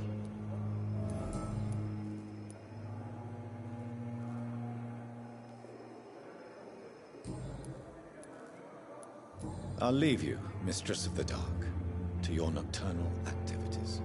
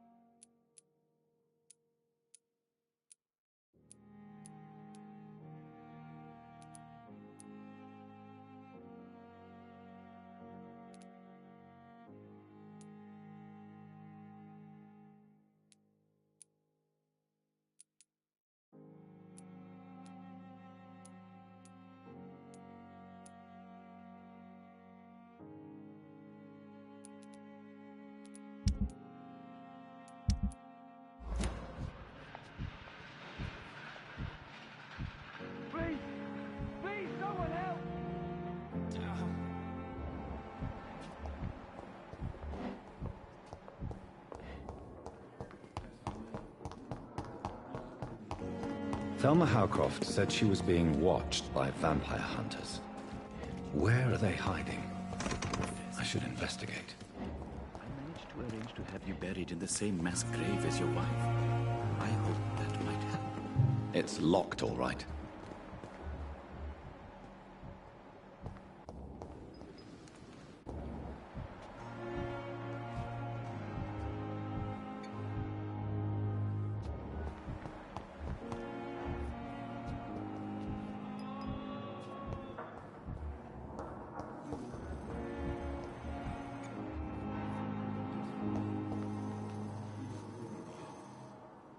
Good evening, Doctor. I believe we're going to be working together. Dr. Reed. Dr. Swansea informed us of your arrival, but I could not dare to believe we'd have such good fortune. Such an honor, sir. Thank you. And you are? I am Thoreau Strickland, Dr. Thoreau Strickland. I'm a great admirer of your work, Dr. Reed. Do you need my medical attention, dear colleague? You don't have to worry about me, Dr. Reed. I am here to assist you, not to be a burden.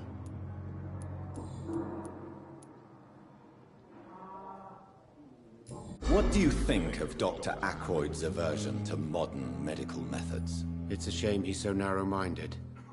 Dr. Swansea taught me that science is about exploring uncharted territory. I'm convinced that's true. With the influenza and all that's going on, you should put your differences aside, don't you think? Why is it so difficult to work together? I believe that if Dr. Ackroyd had been the one to discover the transfusion process, he would be the first to recommend its use. So you believe it's just a question of jealousy and pride? Dr. Ackroyd is as proud as he is blinded by his obsolete concept of medical science. Please, could you tell me something about yourself? I'm a great admirer of your work concerning blood transfusion, Dr. Reed. I run my own experiments. I'm convinced it's the future.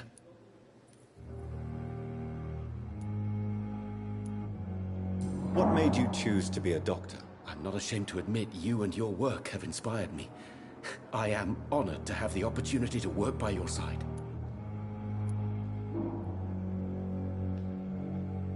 It's always a pleasure to share scientific and medical knowledge with someone eager to learn. I'll be glad to help you if I can. This epidemic may be the century's most terrible disaster, but I'm convinced that we, as doctors, are the only ones able to defeat it. I based my technique on my mentor's research. He helped me perfect my method. What is yours? I'd rather not talk about it. For now, it's just theories and first approach. My process is purely experimental and unsuccessful. As long as you're cautious and methodical, you may remain empty-handed, but you won't fail. You're not the first one to warn me, but I am convinced knowledge is the main weapon against the ravages of this epidemic. What can you tell me about the Pembroke? Well, it has always been an honor to work with Dr. Swansea. But with your arrival, I can't think of a better opportunity to learn about blood transfusion.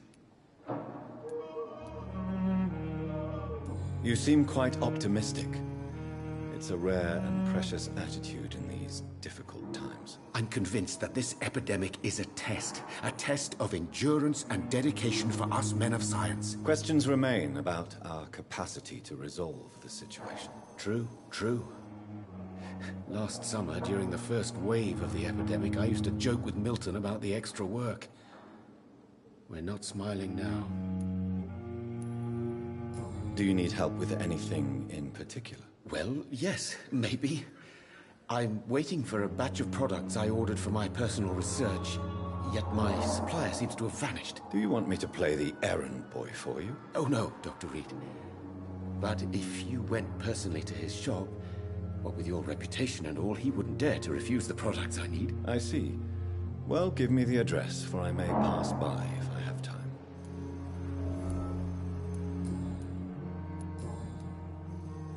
Goodbye, Dr. Strickland.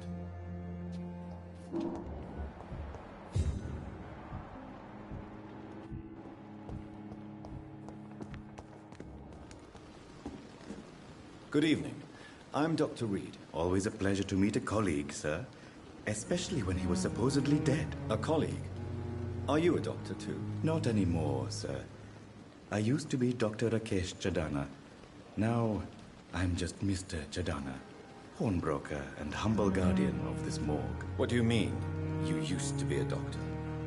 Was your license revoked? No, sir. It is just that I like to be precise. I run a little pawn shop while taking care of the dead. But I used to be a real doctor.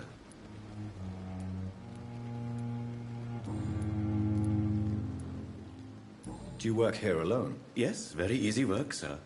All I have to do is watch a few bodies. The situation was very different when the main morgue was still open. Why do you have to watch these bodies? Because these poor fellows have no names. We keep them in case someone comes looking for the missing. Sadly, very rarely happens. Why close the hospital's main morgue? It was for sanitary reasons after the beginning of the epidemic. Cadavers had to be moved to the nearest mass grave. Have we met before? I don't think so, sir. Why? When we first talked, you said you were glad to meet me since I was reported dead. Funny story, sir. Your sister came here a few nights ago. You were missing, and she was looking for your body. She must be very relieved now. Are you afraid or uneasy being surrounded by so many corpses? Why should I? These bodies are empty vessels. Flesh left to decay. Poof! No soul anymore. All gone. An interesting point of view. And quite an exotic one, too. Most people fear, or at least have a respect, for dead flesh. Sir, as a medic during the war, I learned to face my death and the death of others. It's the pain we have to tame, not death itself. How did you get this job? After I left the army, an undertaker down by the docks. A dangerous place with many an unpleasant business there. Milton Hooks helped me get a job here.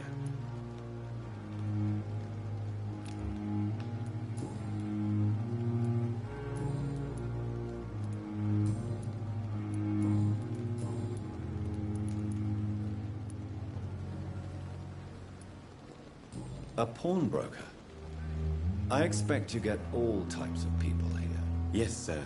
All kind of people. For I sell all kind of goods. Who comes here to trade with you? It's very unhygienic, even unsafe. Diseases can spread. For the customers, for the hospital. I'm very cautious, sir. I've been a doctor, remember? And all my clients are good people. In fact, I think I only know good people. What kind of goods? With the quarantine, it's not always easy to buy things. So I trade, I exchange. Some people sell, some others buy. I like to help. Since you're not afraid of dying, do you believe in life after death, Rakesh? No. I believe we must do all the good we can while alive. For our time is short, and the obstacles are endless. Do you think you would enjoy immortality as a concept? I don't think so. Don't mistake me. I love life, and I'd like to live a long life. But everything has to decay, sir. Even goodwill. Do you really believe goodwill cannot last? As I said, sir, everything decays. If I was to never die, goodness, I would be bored or worse. And I like to be helpful, sir. Quite depressing, wouldn't you say? Yes, but the good news is, we'll all die before losing our humanity, sir. So you're ready to die? No, I am not. I don't fear death, for I won't see it. What troubles me is the pain my death will inflict to those I know. You're a wise man, Mr. Chidana. No, Dr. Reed. I am a foolish man. But I like to think otherwise.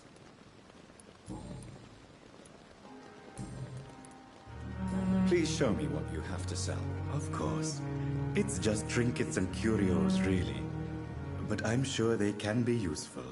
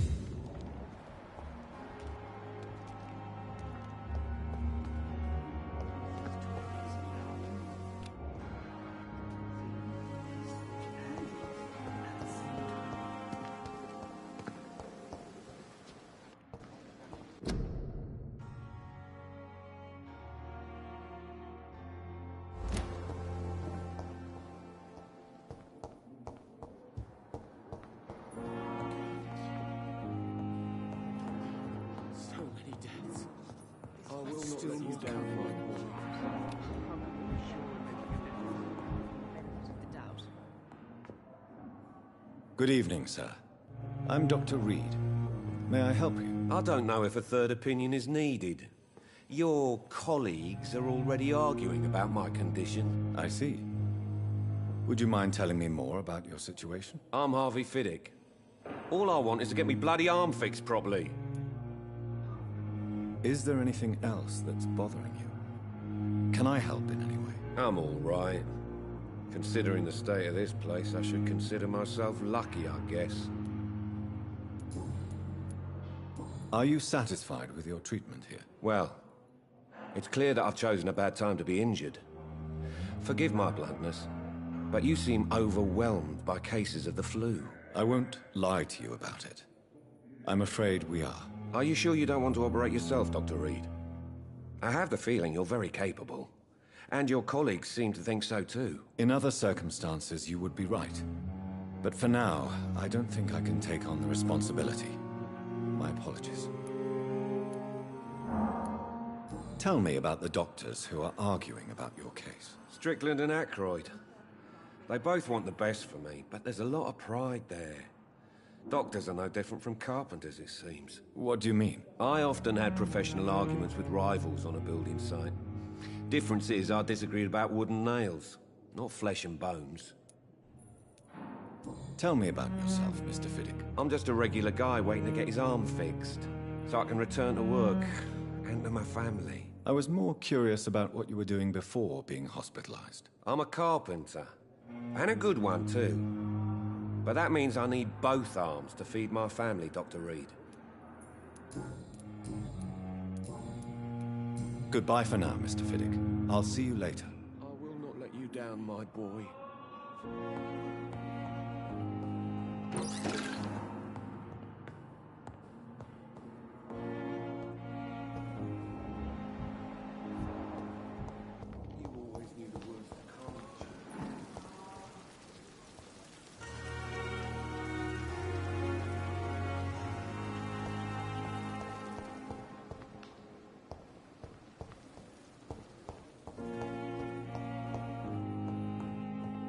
My sweet girl. I cannot enter.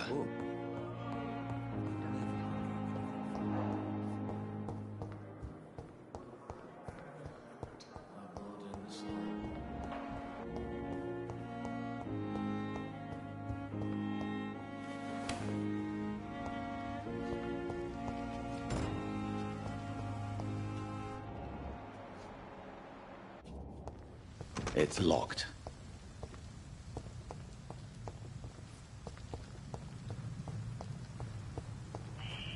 Scowl voices in the garden. I should investigate. If they were to find somebody.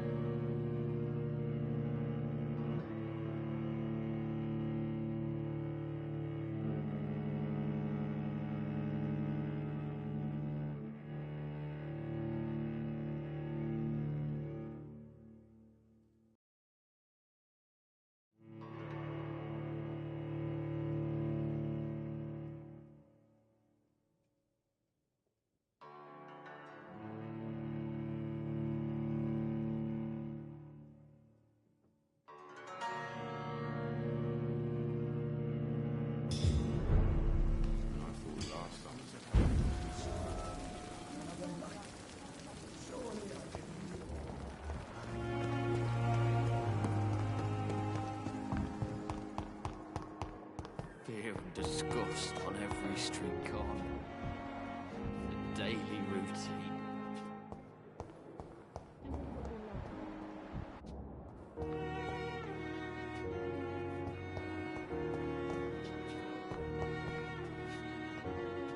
Good evening, Mr. Hampton. How do you feel? Dr. Reed, is it? Oh, sir, I must apologize for my behavior. What do you mean? I was not myself in the factory. Fear and exhaustion made me say awful things to you, I'm afraid. You remained perfectly nice and polite. A little delirious, perhaps. But who wouldn't be after enduring an abduction? Thank you, Doctor. That's a relief. Now all I need to do is rest and return to my flock. Do you know Tom Watts, the bartender from the Turtle?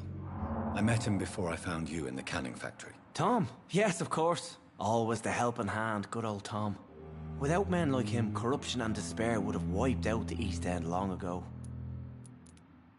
People are still in despair. How could it be otherwise? The authorities have left us all to rot in this contagious nightmare. No drugs, no advice, nothing. It's a damn shame. Who should I avoid in this part of town, then? Any particularly evil figures? Not really. Most men and women are just doing their best. And it's not my habit to speak ill of people I know, Doctor. What is the general situation in the East End docks? The situation has always been tough, with a lot of tensions between the gangs and the dockers' trade union. The wet boot boys are very nervous since they lost their leader. Who leads the gang now? Since Clay Cox went missing, it's his wife Edwina who runs the show, with the assistance of her minion, Booth Digby. Has the gang been threatening you? Ah, no. I've had this nickname for so long, you know, the sad saint of the East End. No one dares to bug a saint, not even criminals. How did you end up in William Bishop's den? I had received alarming news about his recent behavior. I went to his place and he refused to let me go. Why did he abduct you? William was an alcoholic. His addiction suddenly changed to blood.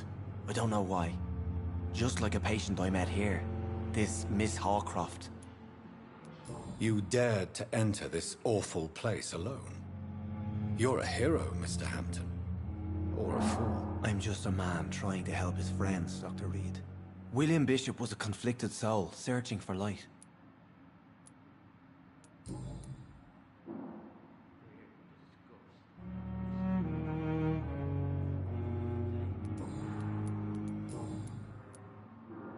How do you feel, Mr. Hampton?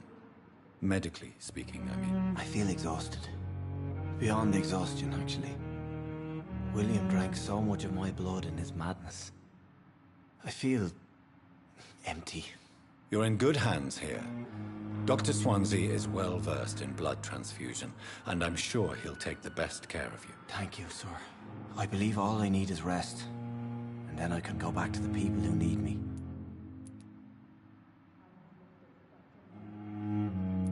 Have you made friends since you arrived? Not really, but I recognize Miss Harriet Jones. I knew her when she lived by the docks. That poor woman had such a miserable life. You never came to see her here at Pembroke? Receiving visits when sick can be an important part of the healing process, you know. We're not just bodies. You're preaching to the converted now, Doctor. To be truly honest, I thought she was dead. She left the docks many months ago. What do you do for a living, Mr. Hampton? I can't help but notice the cross around your neck. I manage a night asylum for the poor and homeless of the docks. And I try to guide the lost and hesitant on the right path to our Lord. Are you a priest, Mr. Hampton? A deacon, maybe? Not at all, Doctor. I'm just a man of faith willing to preach the good word. Why didn't you use your cross against William Bishop? To repel him somehow? That's a very strange question, Doctor. A cross is no magical token, if that's what you were trying to say. Not mine, anyway.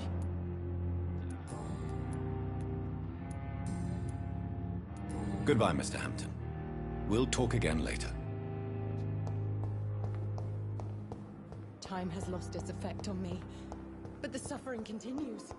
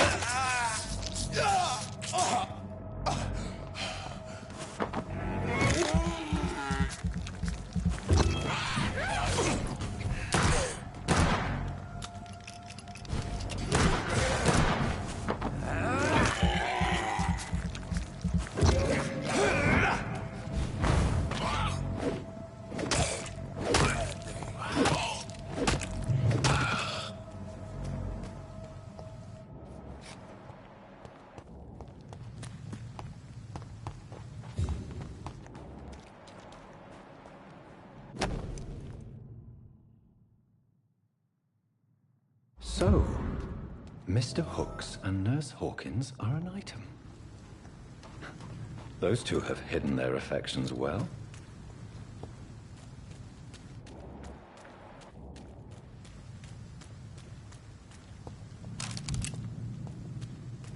It's locked, all right.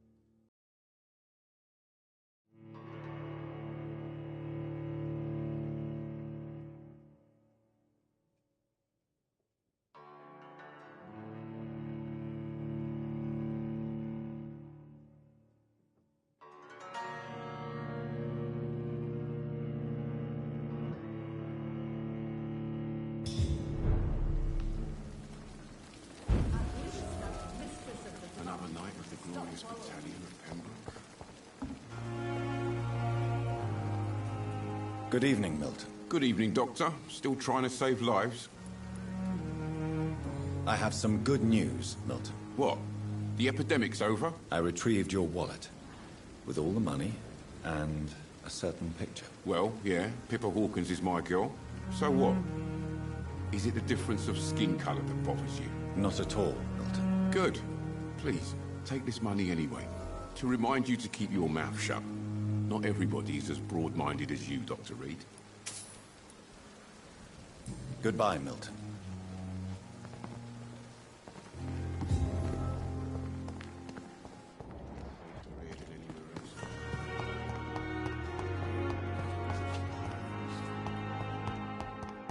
The daily routine. Time has lost its effect on me, but the suffering continues.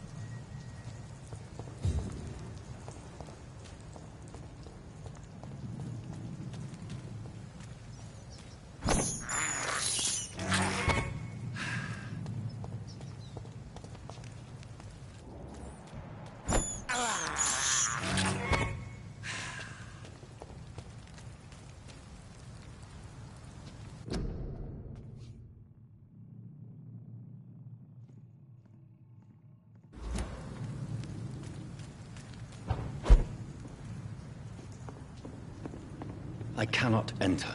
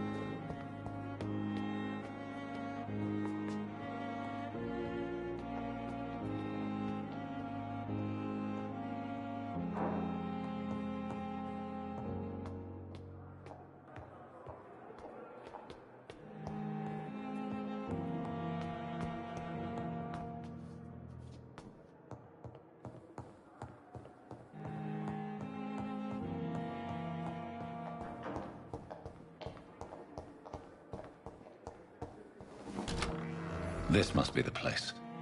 It's definitely away from prying eyes. Relegated to the shadows. A kingdom of my own. At least I won't be sleeping in a coffin.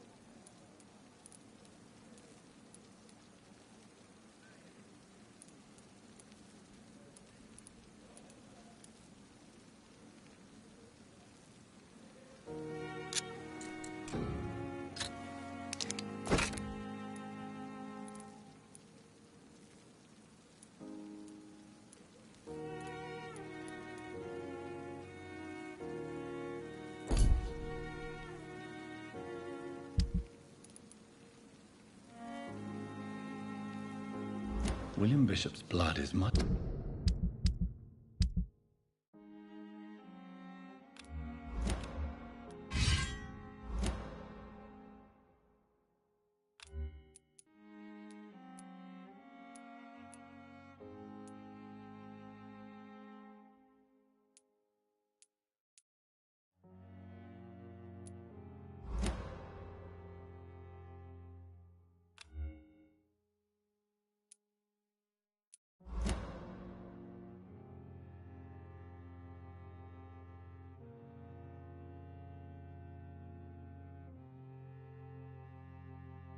more unstable than human blood and shows extensive mutation. But this is not what happened to me. I must keep on searching. The sun is about to rise. I can feel it. I'll continue tomorrow night. I have so much time now.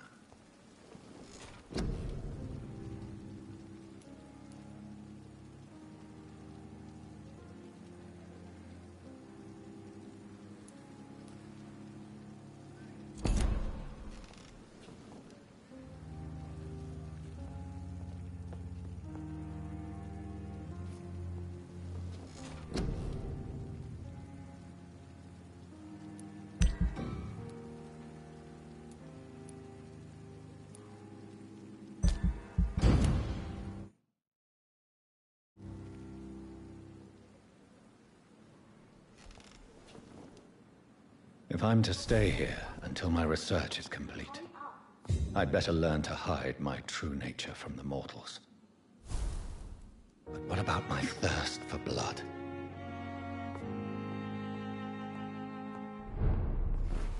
Hurry now, Doctor. It's freezing here.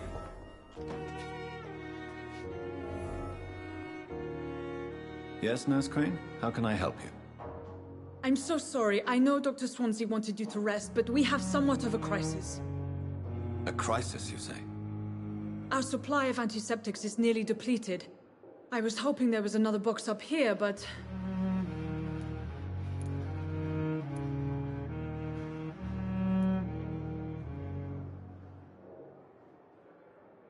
What type of hospital are you running? No antiseptics? You have been away too long, Doctor. With the war and now this epidemic, supplies have been running scarce for months now. I may have a solution. In France, during the war, drugs shortage was a daily problem, and we had to use our wits to overcome the shortages. However do you mean? If combined correctly, certain household chemical products can be used in a pinch instead. Now, where's the hospital storeroom? The storeroom? Fat chance. This is the Pembroke, and space is luxury we don't have. Everything used to be stored in the old morgue. Perhaps I should look there first. Where is this morgue? It's the large building behind the hospital. You'll need to go in the back door because it's been sealed off for sanitary reasons. Take this key. It opens a small back entrance at the end of a narrow street. The abandoned morgue behind the hospital. A small door at the end of a narrow street. On my way, then. Thank you, nurse.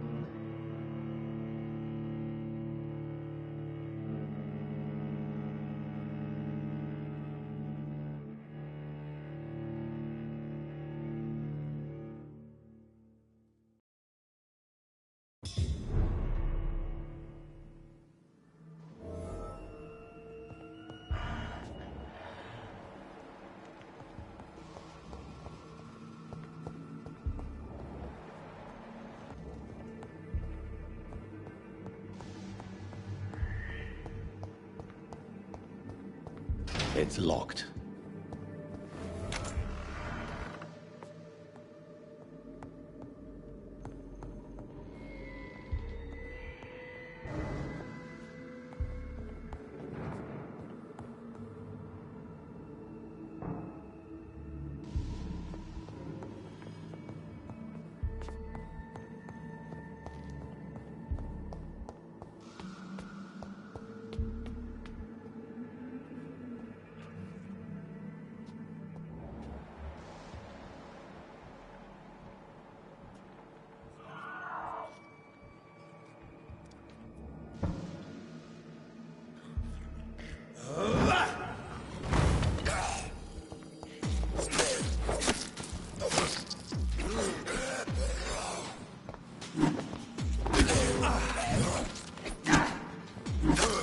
Behavior is similar to the infected William Bishop. Must be the same strain. This sickness moves faster than influenza.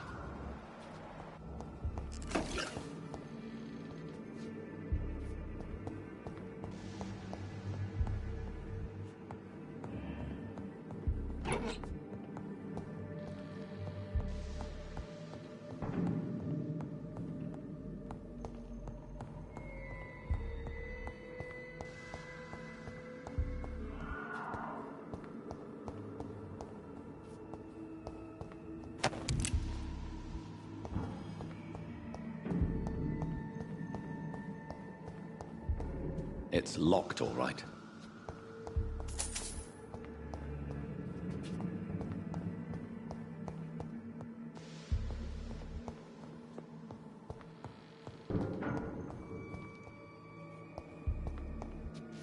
Balls of Mars, fortifiers. As popular as they are ineffective.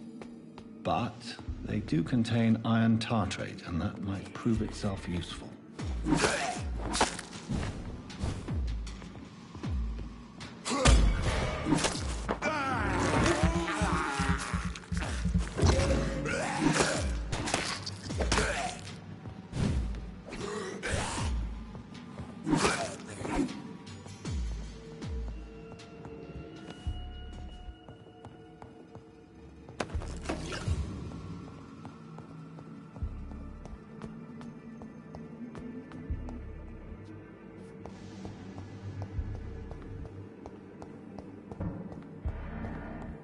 This key will surely grant me access to the basement.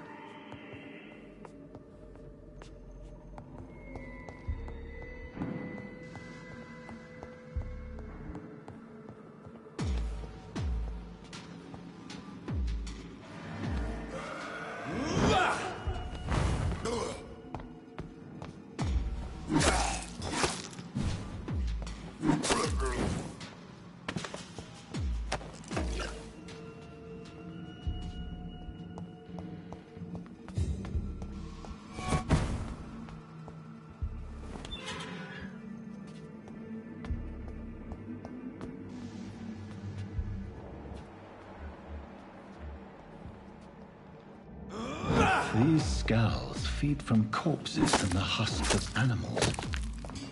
They're not after blood.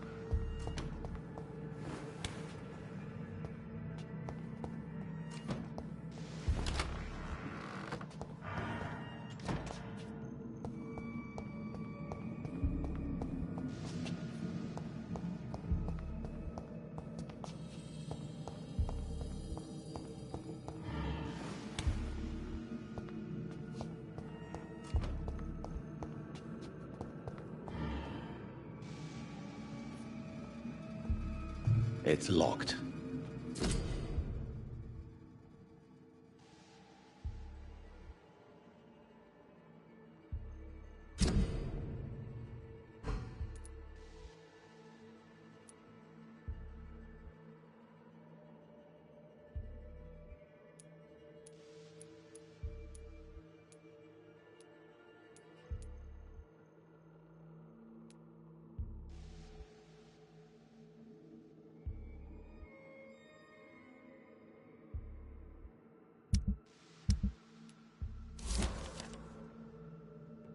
Mr. Connor's injuries don't match the report. I'd better look into this. Traces of a pinkish foam at the corner of the lips. Some sort of drug overdose, perhaps? Multiple abrasions and scarring on the arms and legs. Old and distinctive injuries of a sailor or a fisherman. The chest was originally opened to perform the operation. The sutures are clean, but the chest has been reopened. A puncture over the left lung, possibly a chest tube insertion. Not the cleanest work, but I think it was successful. Signs of internal bleeding. So, Dr. Tippett's anesthetics were incorrectly dosed, causing the patient's death. And then, he tried to operate on him again. Tippett has made an egregious error. It's time we talked.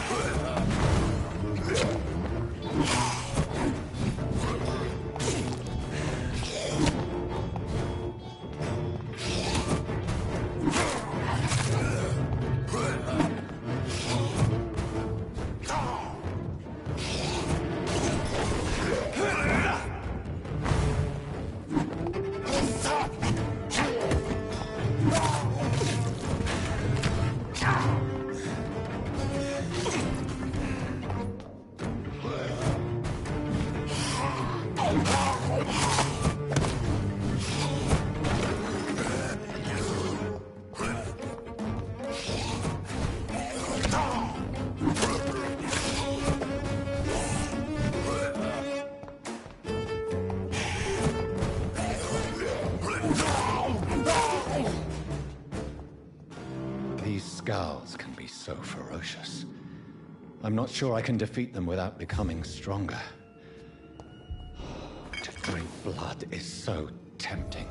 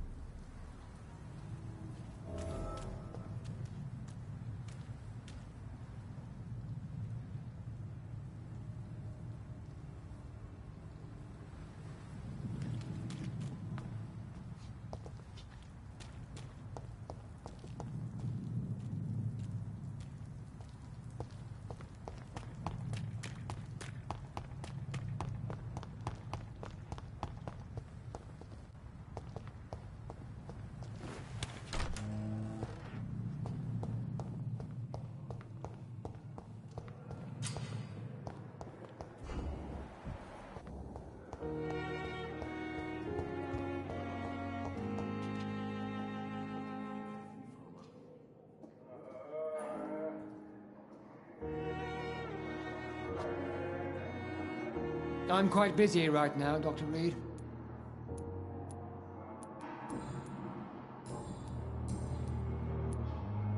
Tell me, Waverly, what do you think of Dr. Strickland's enthusiasm for his experimental research? Strickland is playing with his patients' lives for pride and glory. Now that, sir, is unethical. Are you thinking about something in particular? Harvey Fiddick needs delicate surgery. I believe we should stick to the usual procedure, but my young colleague obviously disagrees. And are you not afraid that your rivalry with Strickland may be blinding you? Rivalry? I guess you could call it that. But I will never be childish enough to let my personal feelings affect my judgment. Why do you wish to lead this surgery? I strongly believe that Mr. Fiddick should not be butchered to test an unproven procedure.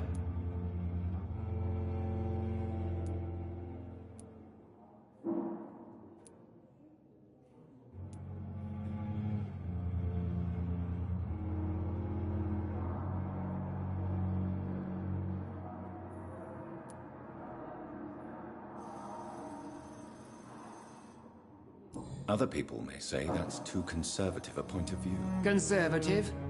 And what are you going to say to Mr. Fiddick if he loses his arm because of the operation? Because that's what's going to happen if the surgery is a failure.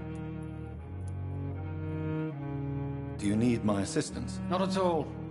I'm sure that you are used to gaining people's trust with your impressive skills. Well, it will not be the case with me.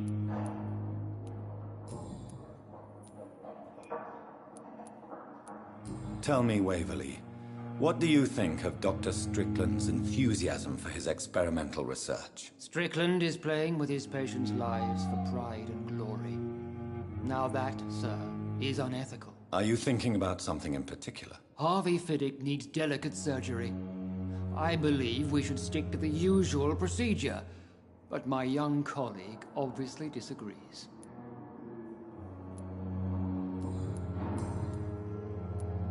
Thank you for your time.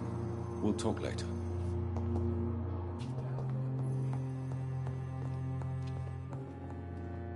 Finally, you've returned, Doctor. Did you find anything of value?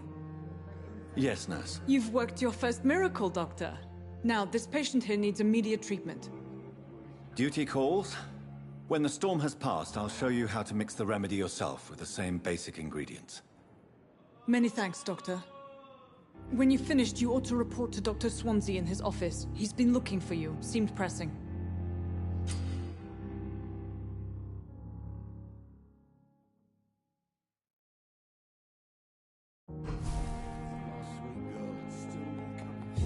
Good evening, sir. Doctor.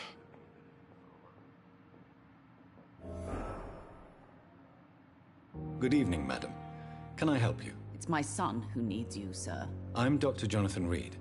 How can I help your son? I'm Beatrice Goswick, mother of Mortimer Goswick. Could you check on him, please, Dr. Reed? I've heard much of your talents as a physician.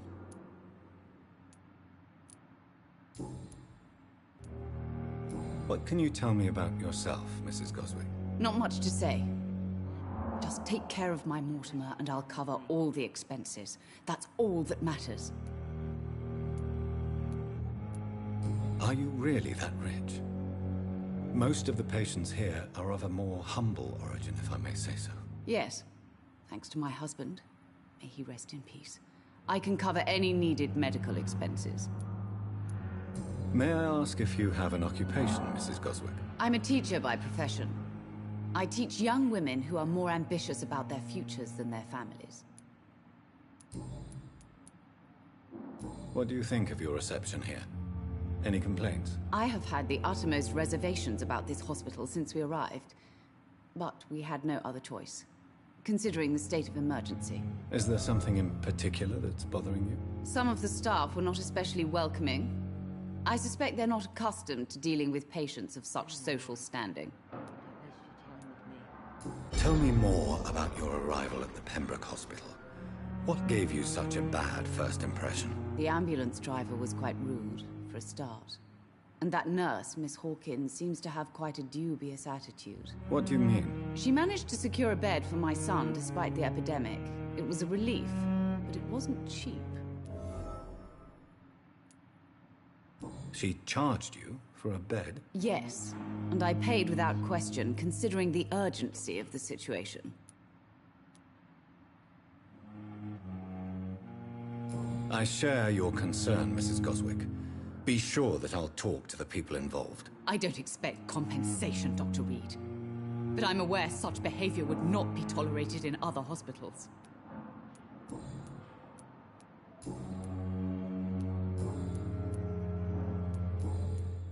Goodbye, Mrs. Goswick. Don't waste your time with me. Good evening. I'm Dr. Reed. Can I help at all? No. Really?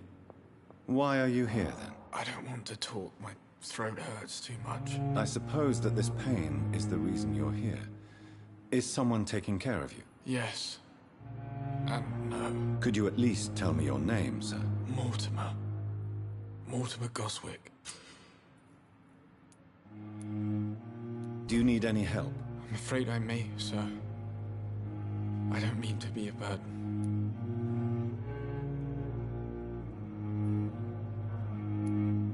You are not a burden, sir. Healing you is my responsibility. And you have my gratitude for that.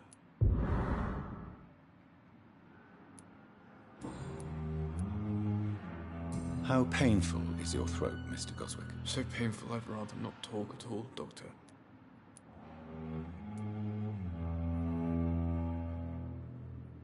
I'm sure you realize a doctor and his patient have to communicate, sir.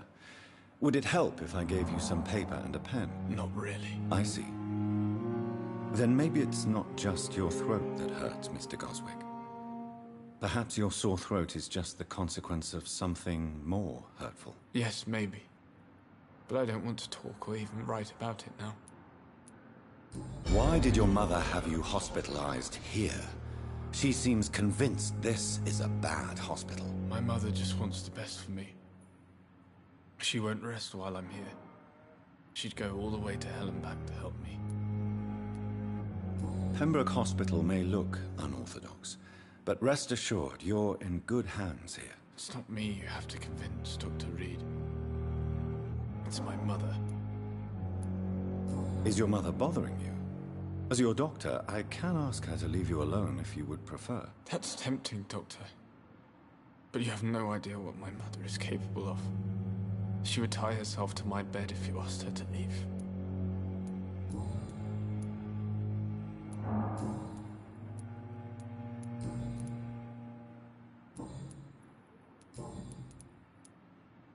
Tell me about yourself, Mr. Goswick. I don't want to talk, Doctor. I have to go now, sir. But don't hesitate to contact me if you need any help. I'm all right. Don't waste your time with me. Good evening, Doctor. How is my son doing?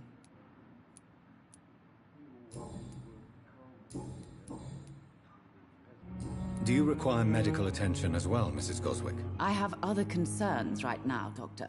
But I'm fine, thank you. Goodbye, Mrs. Goswick. Good evening, Mr. Goswick.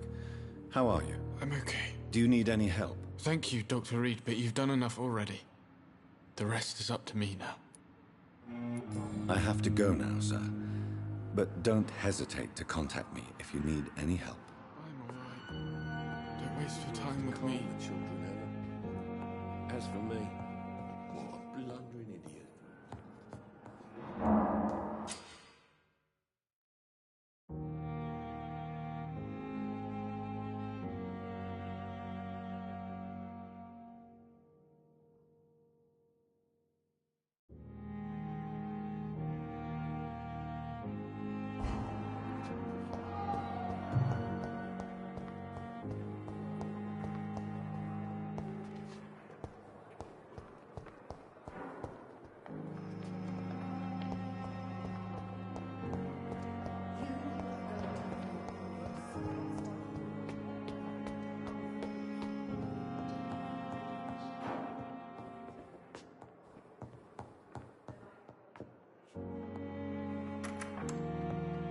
Please, Jonathan, come in. Fascinating, is it not? In the last decade, so many mysteries have been brought to light with our microscopes. The human body, biology's penultimate frontier. The more we explore its boundaries, the less we're able to trace a clear line between life and death. You, my friend, have a foot in both countries. The view must be vertiginous. It's at least as vertiginous as chatting about vampires with you, I would say. This must be all so new to you. This area of town, the hospital, a brand new life. How stimulating it must be. I wish I could share your enthusiasm, Dr. Swansea, but my condition defies scientific categorization. Undead? Unalive? Immortality defies logic. I cannot express my thrill at this serendipitous turn of events. The world's most eminent specialist in blood transfusions, a vampire. One might say a gift from heaven.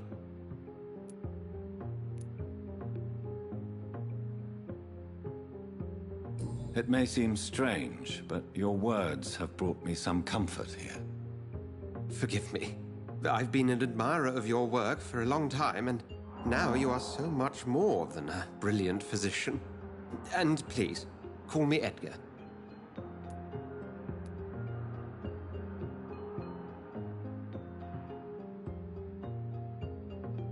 There is no need to apologize, Edgar.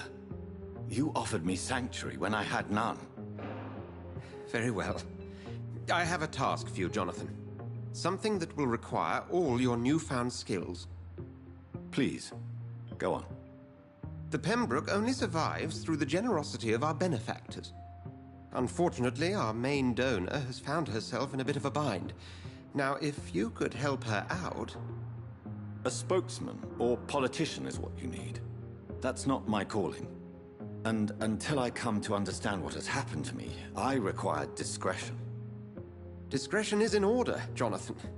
Lady Ashbury has recently received rather indelicate correspondence that, if revealed, would jeopardize her position. And you would like me to eradicate this threat? By the stole, of course not. I would just like you to pay her a visit. Her ladyship is certainly near the tents outside, tending the sick. You can't miss her. Look for someone impossibly delicate. Accepted. I'll see what kind of trouble Lady Ashbury is in.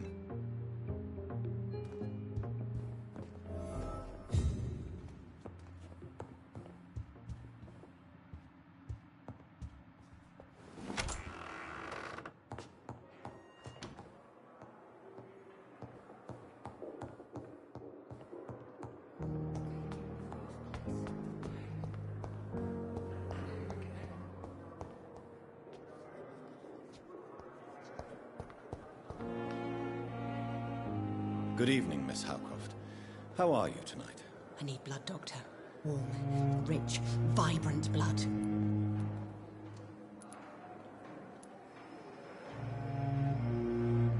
Have you heard of any blackmailing going on within these walls?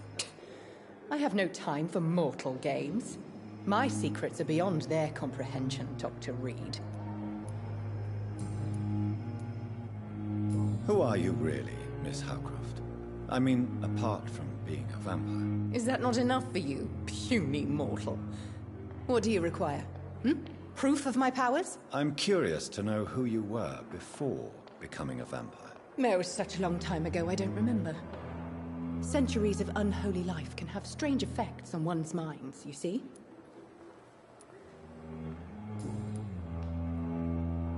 I'll leave you, Mistress of the Dark, to your nocturnal activities. Safer here than anywhere else in the East End.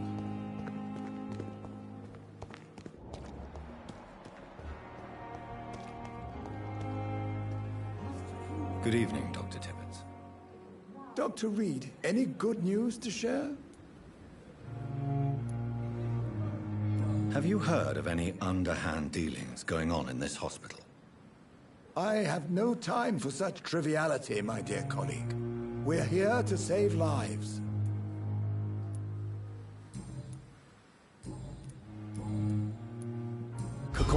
want you to tell me about Mr. Connor. How did he die? What happened? He was my patient. He died because of my mistake. That's the blunt truth.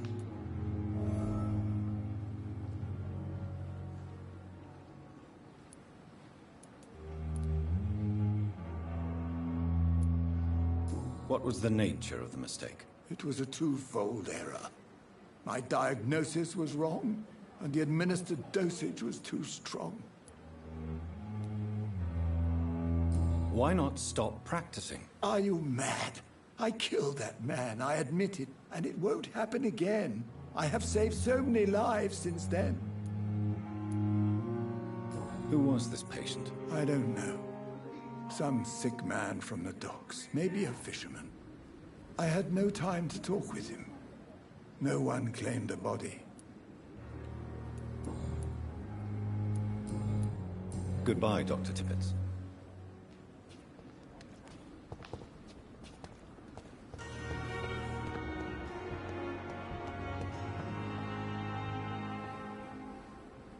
The flu took my dear wife, Emily. I take comfort knowing we'll soon be together again. Mr. Rainfield, that's no way to talk.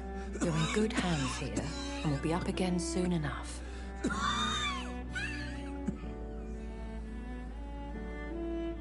Now do me a kindness and get some sleep. I'll be back round later. Your words are kind, the blessings of an angel. You're the sweet, sweet Lady of Mercy.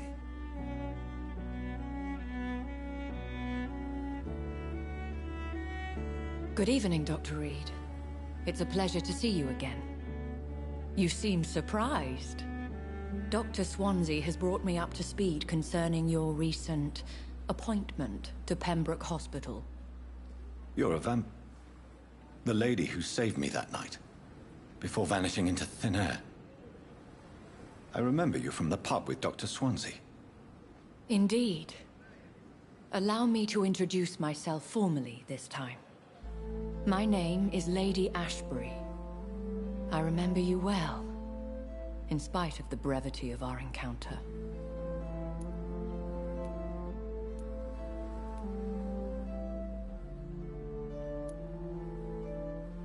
Apologies. You've taken me by surprise. I'm very happy to see you. The pleasure is mine, Doctor. I hope you're more disposed to answer my questions now. You must have countless questions, but our rather urgent matter first. Swansea has explained. My cover, if you prefer, has been compromised.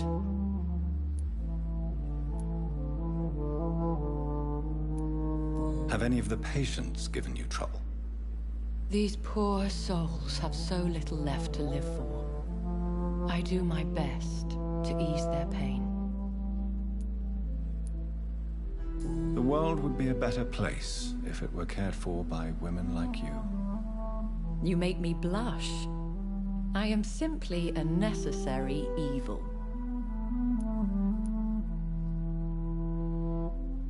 Pardon my boldness, your ladyship, but I have questions concerning this condition we share. As a newborn, your hunger for answers is rivaled only by your thirst for blood. But the questions need wait. I'm a scientist. My trade is in the deciphering of mysteries, and I need information to feed my mind. I will gladly answer every question you have, but first, prove yourself capable of resolving my predicament without eating the culprit. Dr. Swansea has commissioned me to be your agent in this matter. You could start by explaining what's amiss. These past insufferable weeks, I've been the victim of extortion. I've made a first payment, but the blackmailer grows greedy. I must refuse his most recent demands.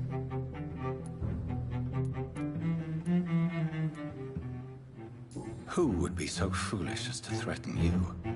A kindred spirit. Even if it were the case, and I highly doubt it, a vampire would have asked for something more valuable than money. My suspicions lean toward a patient, or their family.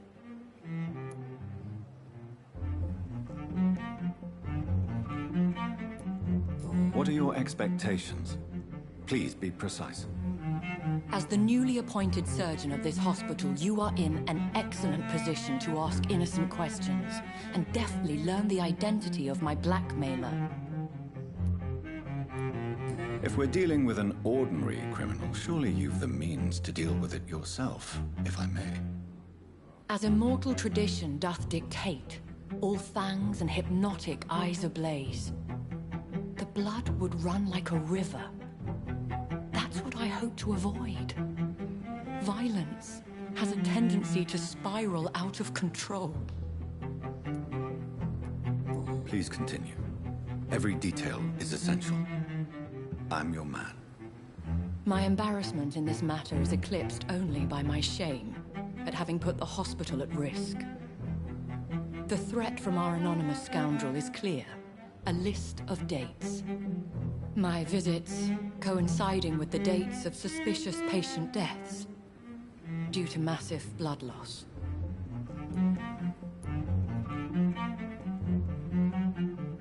I'll take care of it. Do you know where I should start? If that was the case, I'd settle the matter myself. You could talk to our local gossip, Harriet Jones. Not a pin drops here without her hearing about it. I'll meet that woman now. My life, as others know, is in your hands, Dr. Reed. I'm sure of your discretion, but I do fear your powers of persuasion will be put to the test. When this is resolved, I'll be your obligé. I'll answer all questions in regards of your condition.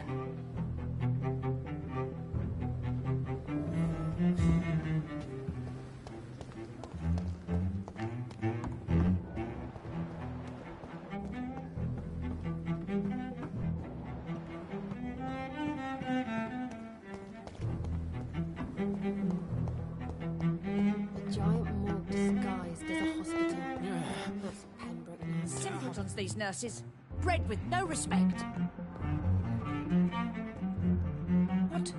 What is this? Who are you?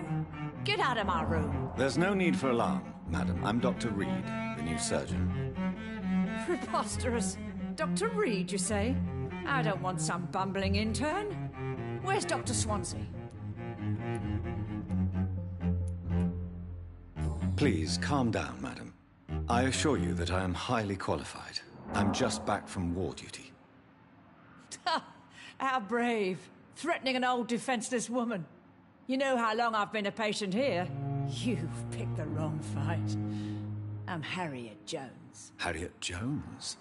Indeed. I've been meaning to have a chat with you. You know what goes on here better than any other patient, I gather. Oh, better than any patient, nurse or doctor. I've seen so many vile undertakings. I heard there have been some despicable goings-on. Was there a case of blackmail? Blackmail? Wait. You're investigating something. This isn't a social call. One of those incompetent cunts slit a poor sod's vein.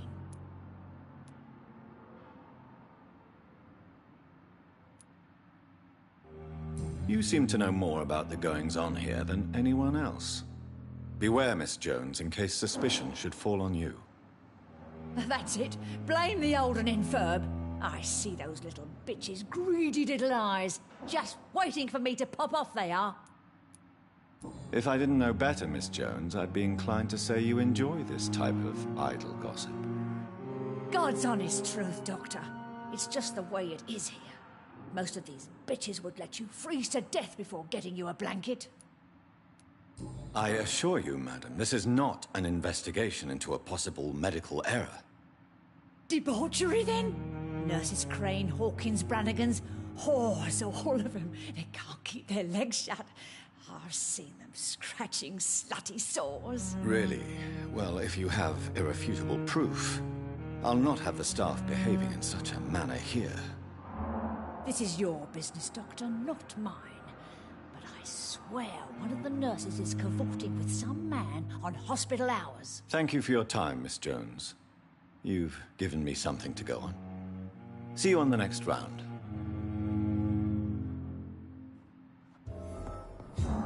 The patients and staff might know something. I'll start my investigation with them. Good evening, Miss Howcroft. How are you tonight? I need blood, Doctor. Warm, rich, vibrant blood. I'll leave you, Mistress of the Dark, to your nocturnal activities.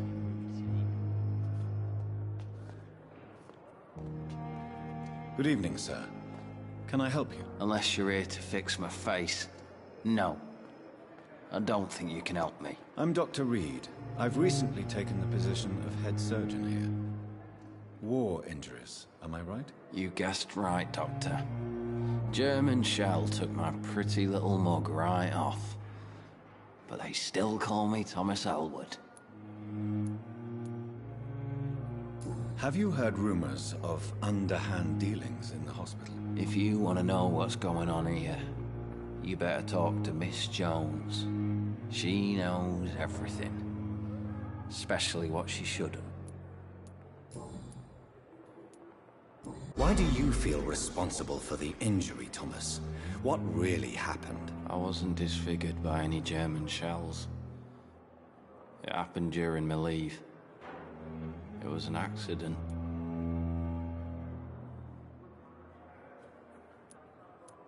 Tell me what really happened then. I went with a whore in Rouen. Dead drunk I was. The hotel was a shithole. There was a fire that night. Did you start the fire? Were you trying to avoid going back to the front? That's not uncommon, you know.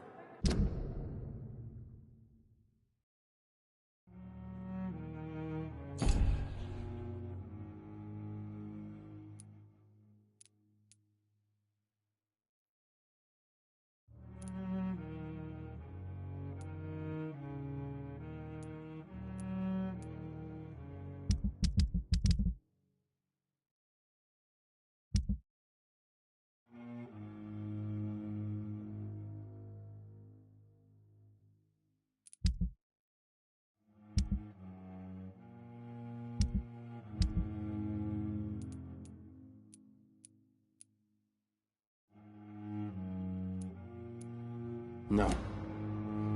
It's just that I was asleep when the flames reached the room. The girl was long gone. Bitch never woke me up. Left me to burn.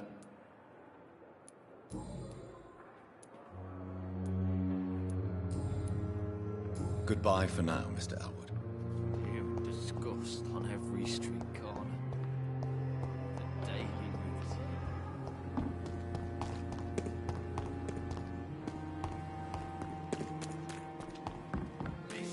Please, I feel sick.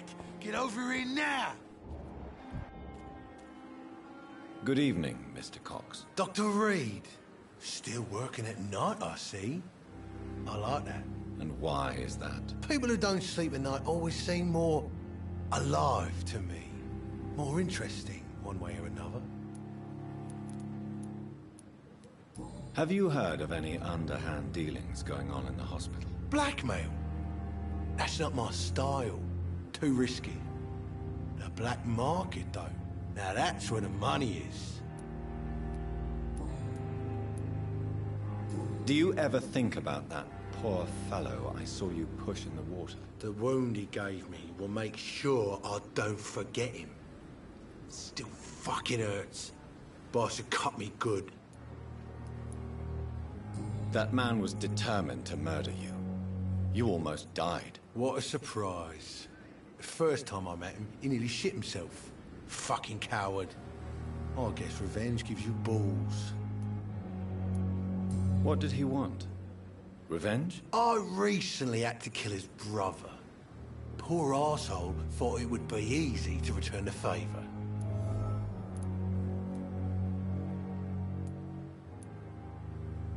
Only the strongest survive, then?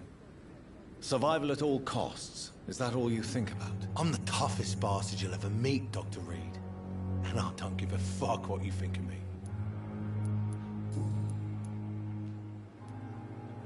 How is your hospitalization going, Mr. Cox? This is a shitty place with shitty staff. But as long as I'm treated all right, I'll be fine. You're lucky to be alive, Mr. Cox.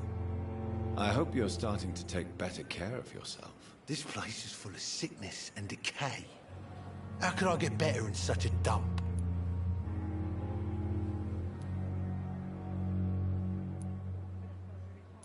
I will see you later. I'll leave you for now, Mr. Cox.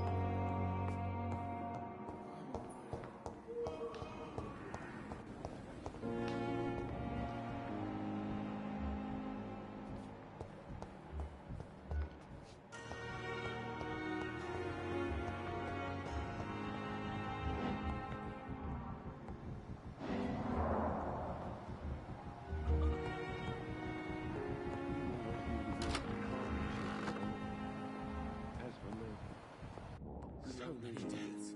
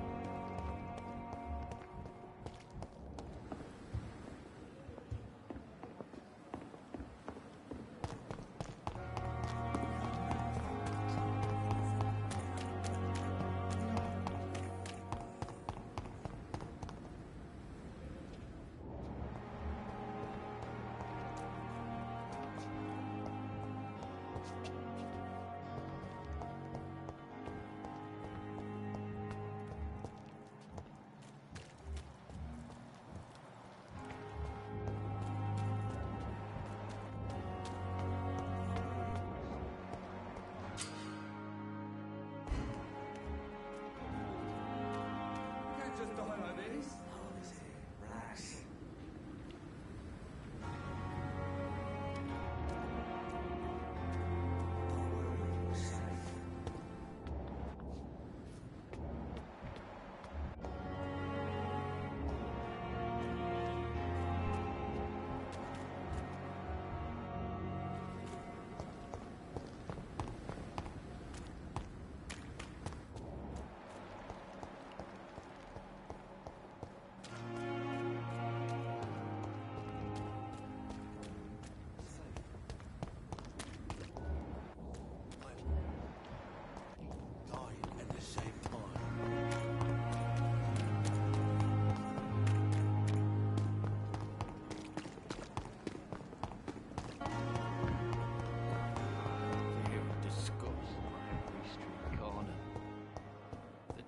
Simpletons, these nurses.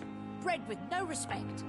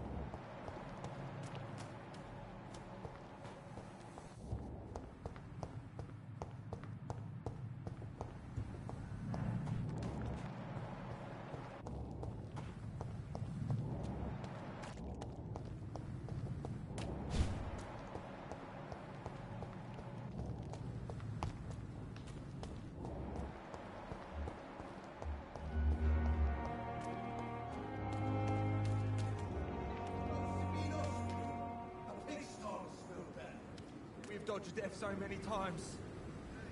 Oswald, you can't just die like this.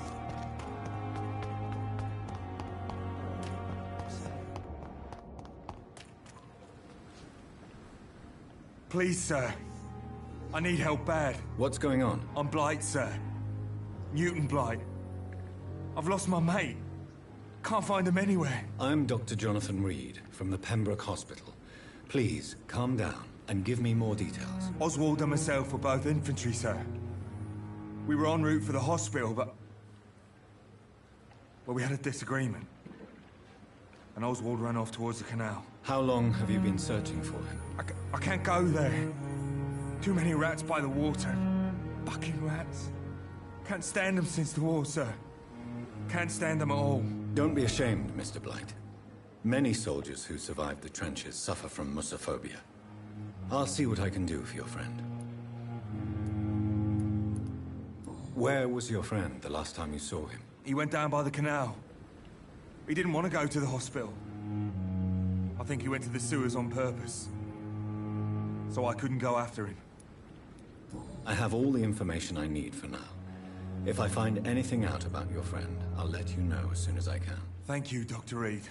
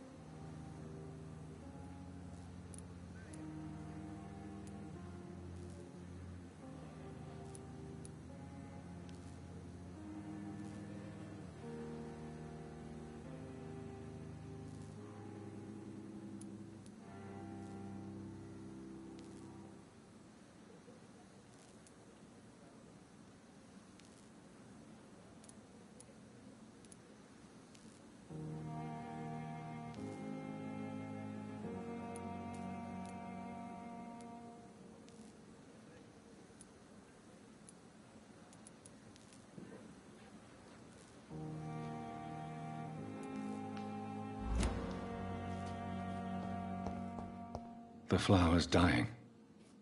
It needs water.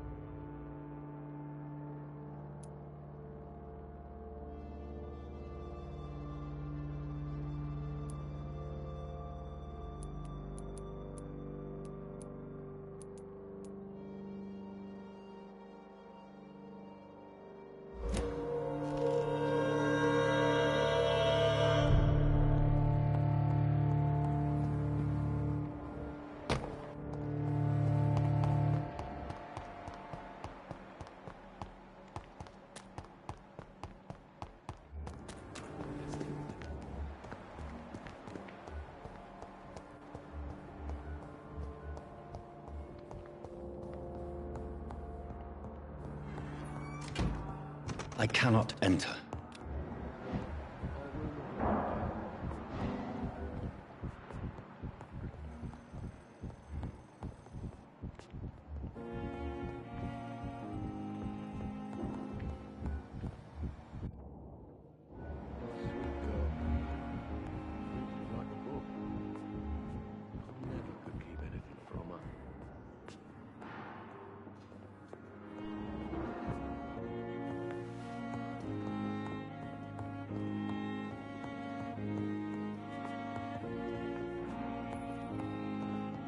How long must I wait, damn it? Blaming me will not further your agenda, sir. How long's it going to take to fix me properly? A month? A year?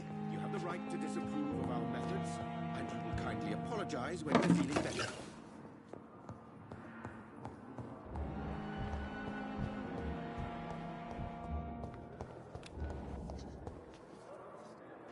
Good evening, Nurse Hawkins. Good evening, Dr. Reed.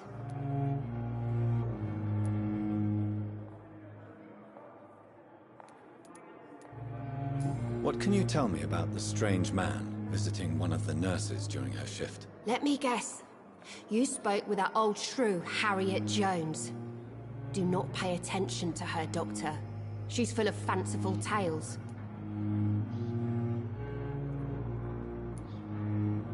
She could have been telling the truth about the mysterious man. That old witch will end up in hell soon enough.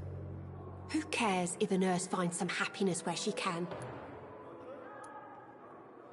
No matter how you feel about her, Miss Jones deserves our help. Who says I don't care for her? Hate is what keeps that old crone alive.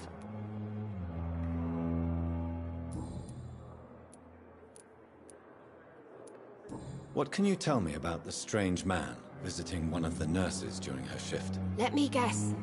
You spoke with that old shrew, Harriet Jones. Do not pay attention to her, Doctor. She's full of fanciful tales.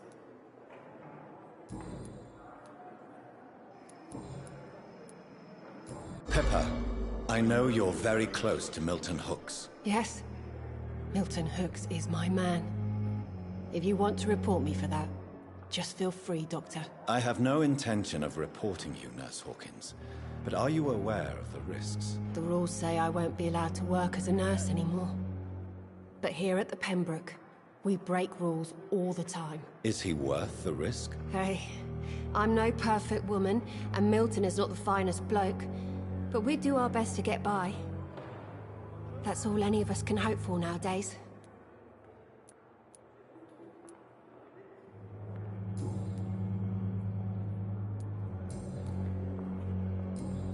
Goodbye, Nurse Hawkins.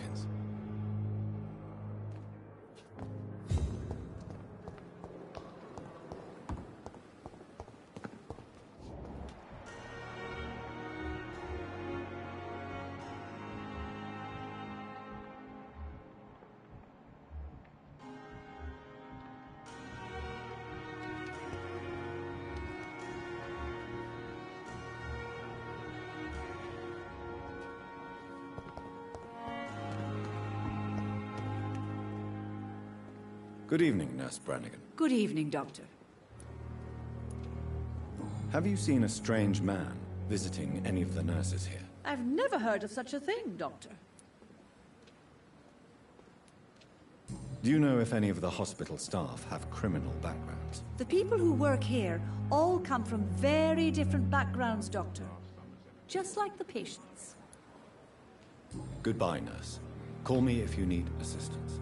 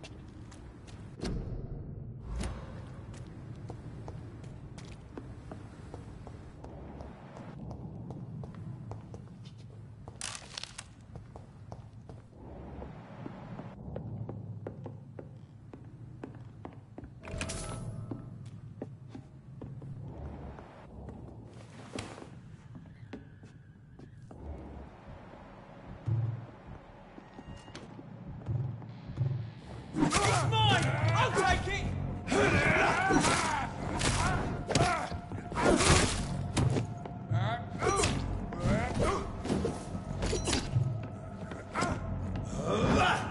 That leech is fast!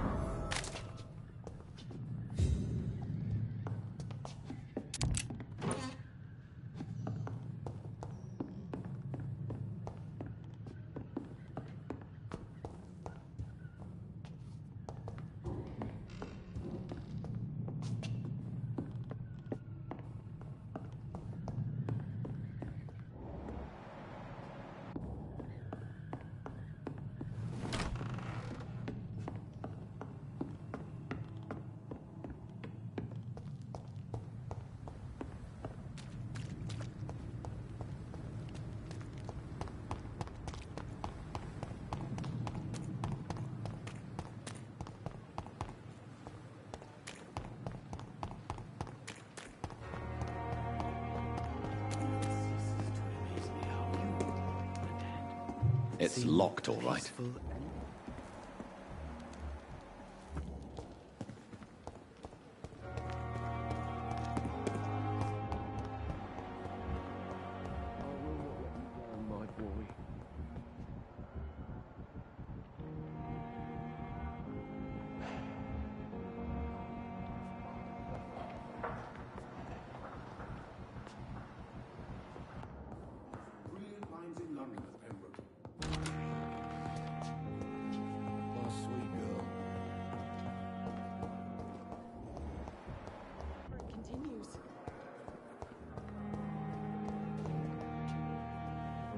Good evening, Miss Howcroft. How are you tonight? I need blood, Doctor. Warm, rich, vibrant blood. Tell me, Thelma, what do you really know about vampires? I saw one and he saw me. I watched him hunt and kill. I saw his terrible wounds heal as his victim died. And then I knew I was saved. You mean you actually saw a vampire? Here in London? Yes. And it has been the answer to my pain. I must drink and kill to regenerate my decaying body. I am a vampire too.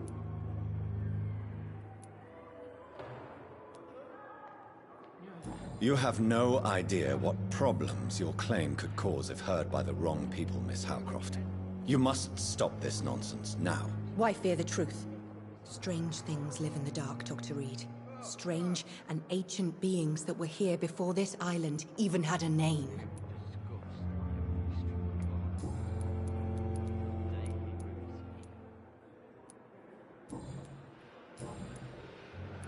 I'll leave you, Mistress of the Dark, to your nocturnal activities. I wonder what your last thoughts would be, sir. Damn. The pain. Good evening, Mr. Elwood. Evening, Dr. Reed. How close are you to Miss Hawcroft? Are you aware that she thinks she is a vampire? To wait for her next nibble is the best reason to stay here. Every time she approaches my bed, she treats me like something tasty. A normal person. Aren't you afraid? She may hurt you if the game goes too far. She's quite harmless, I can assure you. Her head's broken inside is all. While I'm busted on the outside. But she's still beautiful. Living proof that there's hope for me.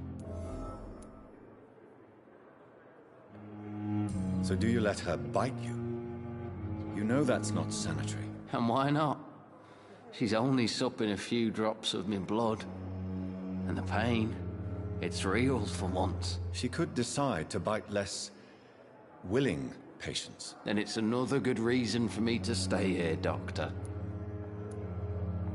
You do realize she's mentally disturbed. It's called the Cotard syndrome. She truly believes she's a vampire. In her madness, she never refers to my scars. And frankly, if I could, I'd join her world. It seems much more fun than the real one. Where were you stationed, sir? Did you serve for long? I really don't want to talk about all this shit. No offense. I was pushing too much. I served in France myself. I just wanted to know what happened to you. You were an officer, weren't you? Then I doubt we fought the same war, sir. No offense.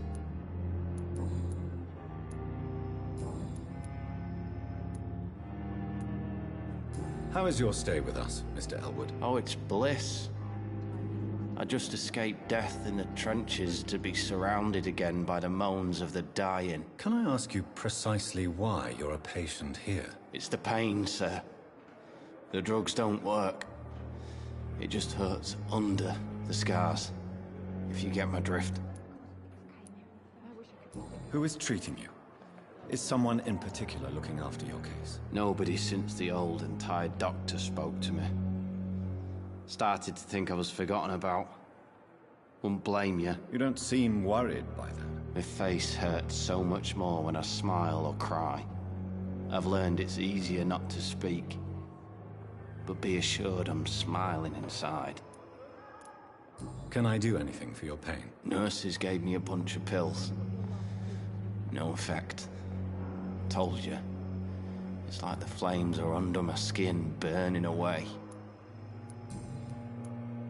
Why do you feel responsible for the injury, Thomas?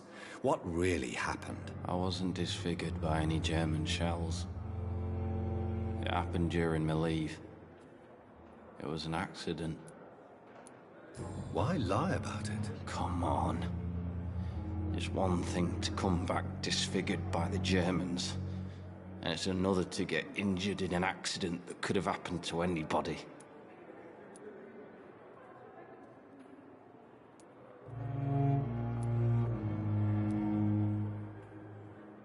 Beauty is not everything, Mr. Elwood. Says Mr. Pretty Face.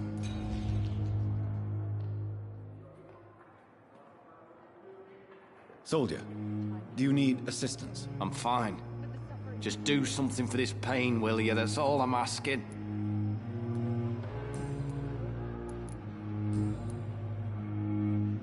Goodbye for now, Mr. Elwood. Fear of disgust on every street corner. I wish I could be sick again. Blood oil with the fever.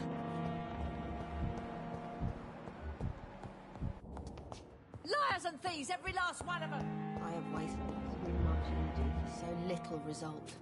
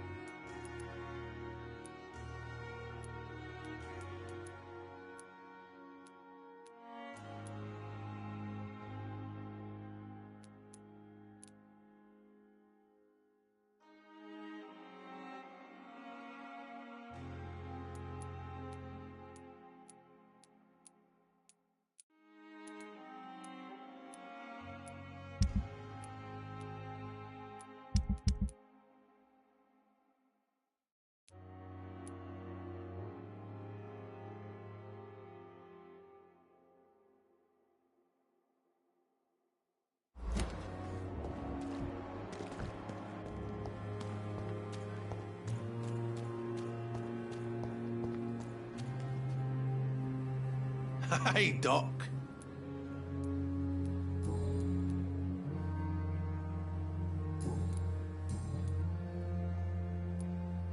How is your hospitalization going, Mr. Cox? This is a shitty place with shitty staff. But as long as I'm treated all right, I'll be fine. What's wrong with the Pembroke staff? That bastard you sent to bring me here, Milton, I thought he was going to break all my bones before I reached my bed. I see. Any other smart comments? The nurses aren't too ugly. Especially that foxy one, Nurse Crane. Pretty brunette, tough attitude, all like that. What's wrong with the hospital? Come on, Dr. Reed. The place is a dump. Smelly, sad, and dirty. But you're alive thanks to the efforts and dedication of the staff here, aren't you? What are you expecting, a medal? I thought that saving lives was just part of the job. Must be an unsatisfactory profession at this time, I'm sure.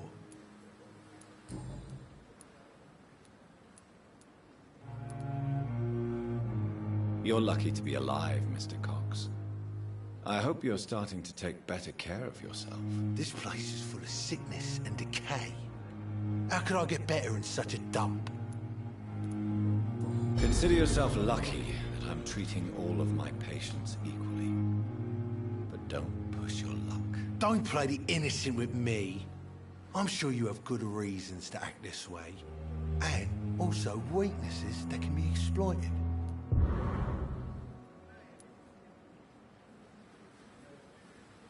I'll leave you for now, Mr. Cox.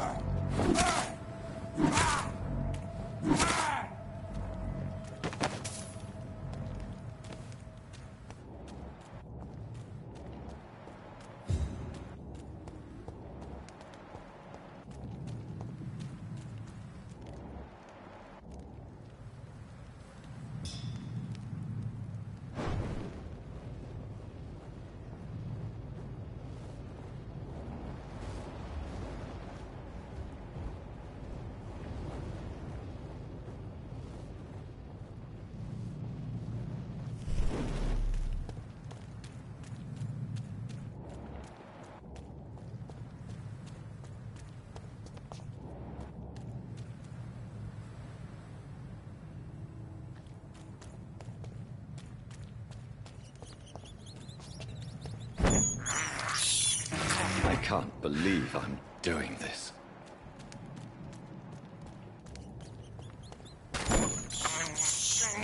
This is despicable. It's locked.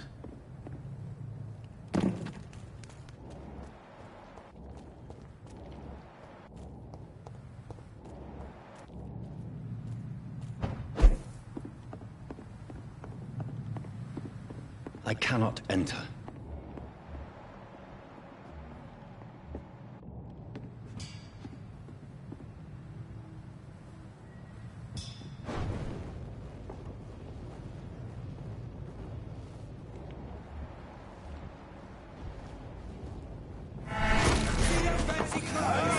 This one's a top!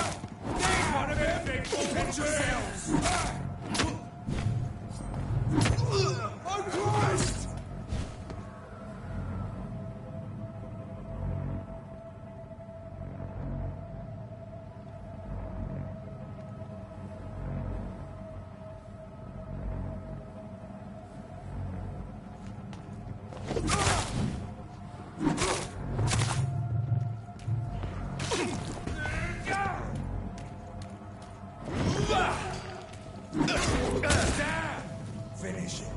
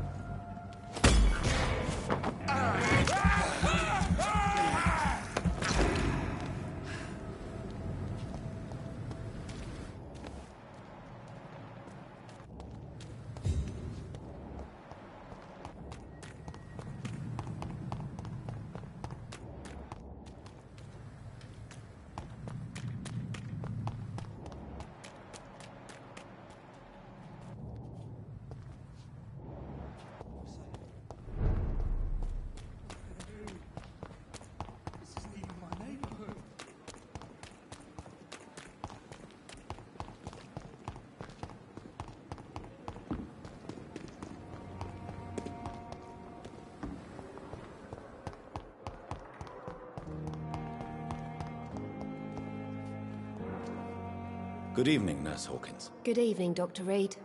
Goodbye, Nurse Hawkins.